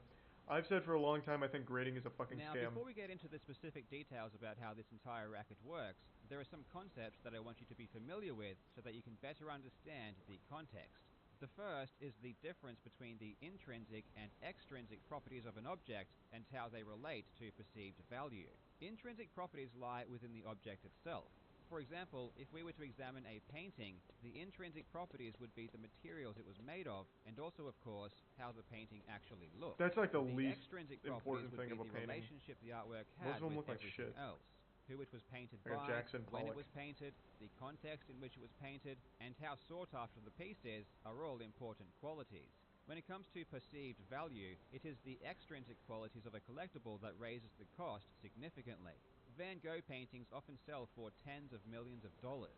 But At if least we his were are to kinda program cool. a robot to paint an identical piece, it wouldn't be worth much more than the cost of the paint and the canvas. Ultimately, both pieces would look the same on our wall, but us weird and wacky humans like to care about the details that don't directly impact us. We are even willing to spend millions of dollars more than Quick we text need message, to goddammit. because of these details. In the 17th century, during the Dutch Golden Age, an event happened known as Tulip Mania, where the price of tulip bulbs reached insane Okay, there we levels. At the time, tulip bulbs were a luxury item that were highly desired for their intense colors, Thanks, and Reese. as their Hentai. popularity slowly increased And I over the heard- years, I'll check the it out later, price Cody. inevitably went up. Eventually, people began noticing the trend of rising prices and started to speculate on the market. Speculating means buying a good not due to need, but purely in the hopes that the price will increase so that you can sell it at a later date.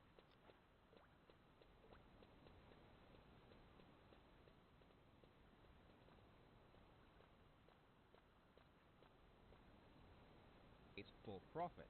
With investors beginning to flood the tulip market, this began a positive feedback loop, driving prices up even more. As the price increased Tulips faster, sound pretty not hardcore. wanting to miss out on the opportunity, even more people started buying in. This caused the first recorded speculative bubble in history, and there are Thanks, two Reese. important Beef and things to Cubone know about and these architect. types of bubbles. First, no one buying Did not actually see that wants neon. tulips. They just hope to Sounds make awful. money. And secondly, this process is not sustainable, and eventually people stop buying, and the price crashes.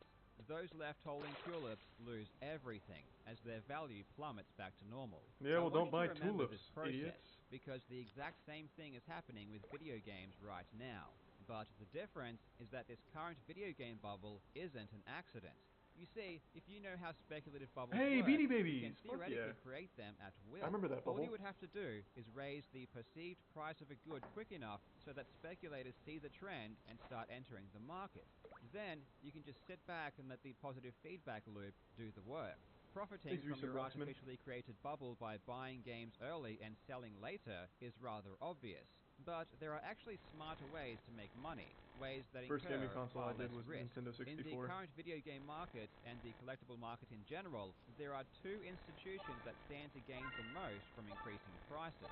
Those are grading companies and auction houses. Grading A companies are a company scam. is a business Scam. that inspects games, Big fucking certifies scam. them, and gives them a rating of quality. They are basically quality assurance. They allow buyers to know exactly what they are getting, which enables quick and easy transactions. In a bubble, people are flocking to get their games graded in the hopes of profiting from the increasing prices. But it's not just the extra business that helps grading companies, as they also take a percentage of the market value when grading a game. A game worth $10,000 might cost around $400 to have graded, but if that exact same game was valued at $1 course I've taken million, a shit outside it before. would cost over $20,000 to have graded. It's a pretty good deal. But the institution that really profits the most by far is auction houses. Take Heritage Auctions, for example, which is where all of the current record-breaking video game sales are taking place. They charge a 20% buyer's premium on every sale. So if you buy a video game for $1 million, you need to pay the auction house $200,000 on top. Holy And shit! just for shits and giggles, they also take 5% from the seller as well.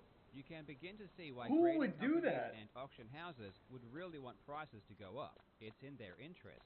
This is also why grading companies and auction houses should never be speculating on the price of goods or impacting markets directly.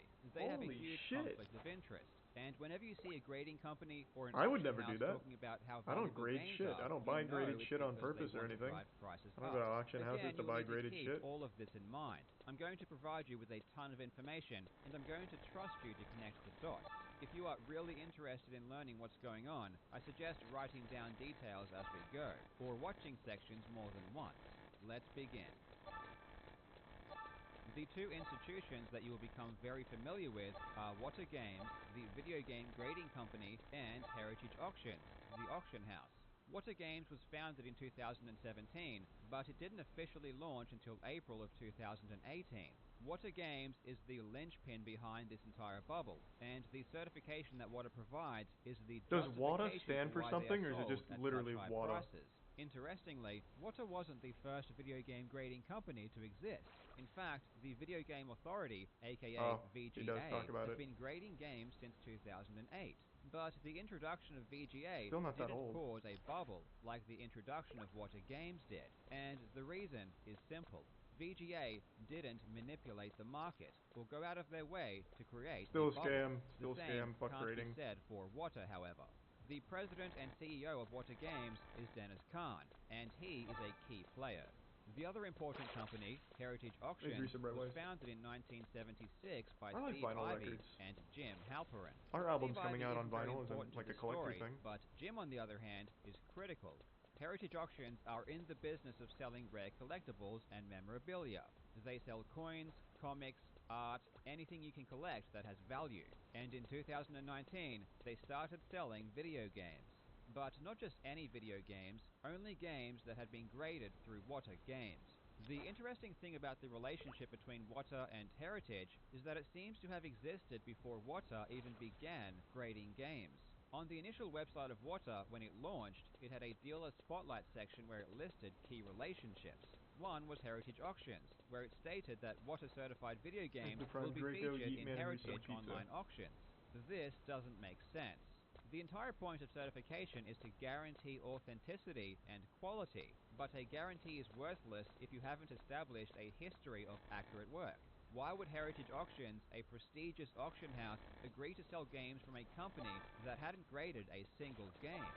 Why would they trust a business that hadn't even done any business to begin with, when there was already an existing grading company that had been grading games for 10 years? The only explanation to me is that Heritage Auctions was involved in some way in the creation of Wata Games, and knew that it was on board with their mutual goals. And if you needed any further evidence of this pre-existing relationship, Jim Halperin, the founder of Heritage Auctions, was listed on the Wata website as an advisor. Another business that Wata had a relationship upon creation was Just Press Play, a distributor of used video games which was founded by Zach Geig. Just Press Play also announced that it would be selling Wata certified games. Now, in order to create a speculative bubble, you need a way to spread information very quickly. You need to draw in new eyes, and make potential buyers aware that a market is building. The easiest way to achieve this by far is to create headline-worthy events that can disseminate through the media. In this case, it was the purchase of a Super Mario Bros. Cart for $100,000 in February of 2019. Before this sale, the previous most expensive video game ever sold went for $30,000, so this new sale was a pretty big deal, big enough to generate headlines. But the even more interesting thing is who bought this game. It was purchased by three men. The first was Jim Halperin, founder and chairman of Heritage Auctions. The second was Zach Geig, founder and owner of Just Press Play. The third was Richard Lecce, who has one of the largest video game collections on the planet. Heritage Auctions then issued a press release about the sale, because of course the purchase was never about collecting the game, it was about publicity. And if this wasn't obvious enough, Jim Halperin advertised in this press release that the game may end up in a future auction.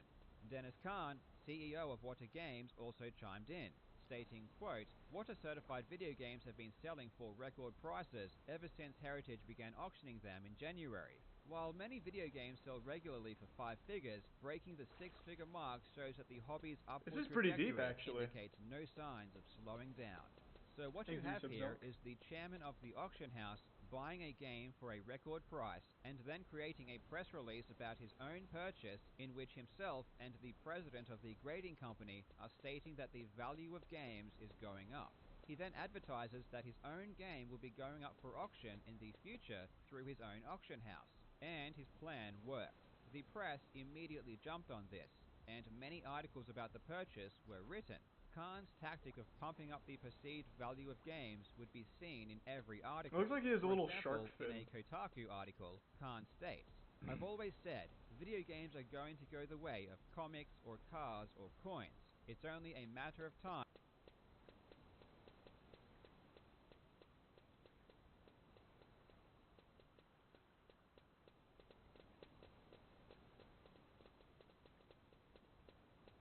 Until a video game sells for $1 million. Thank In you, an Ars Sean. Technica article, both Khan and Halperin were again pumping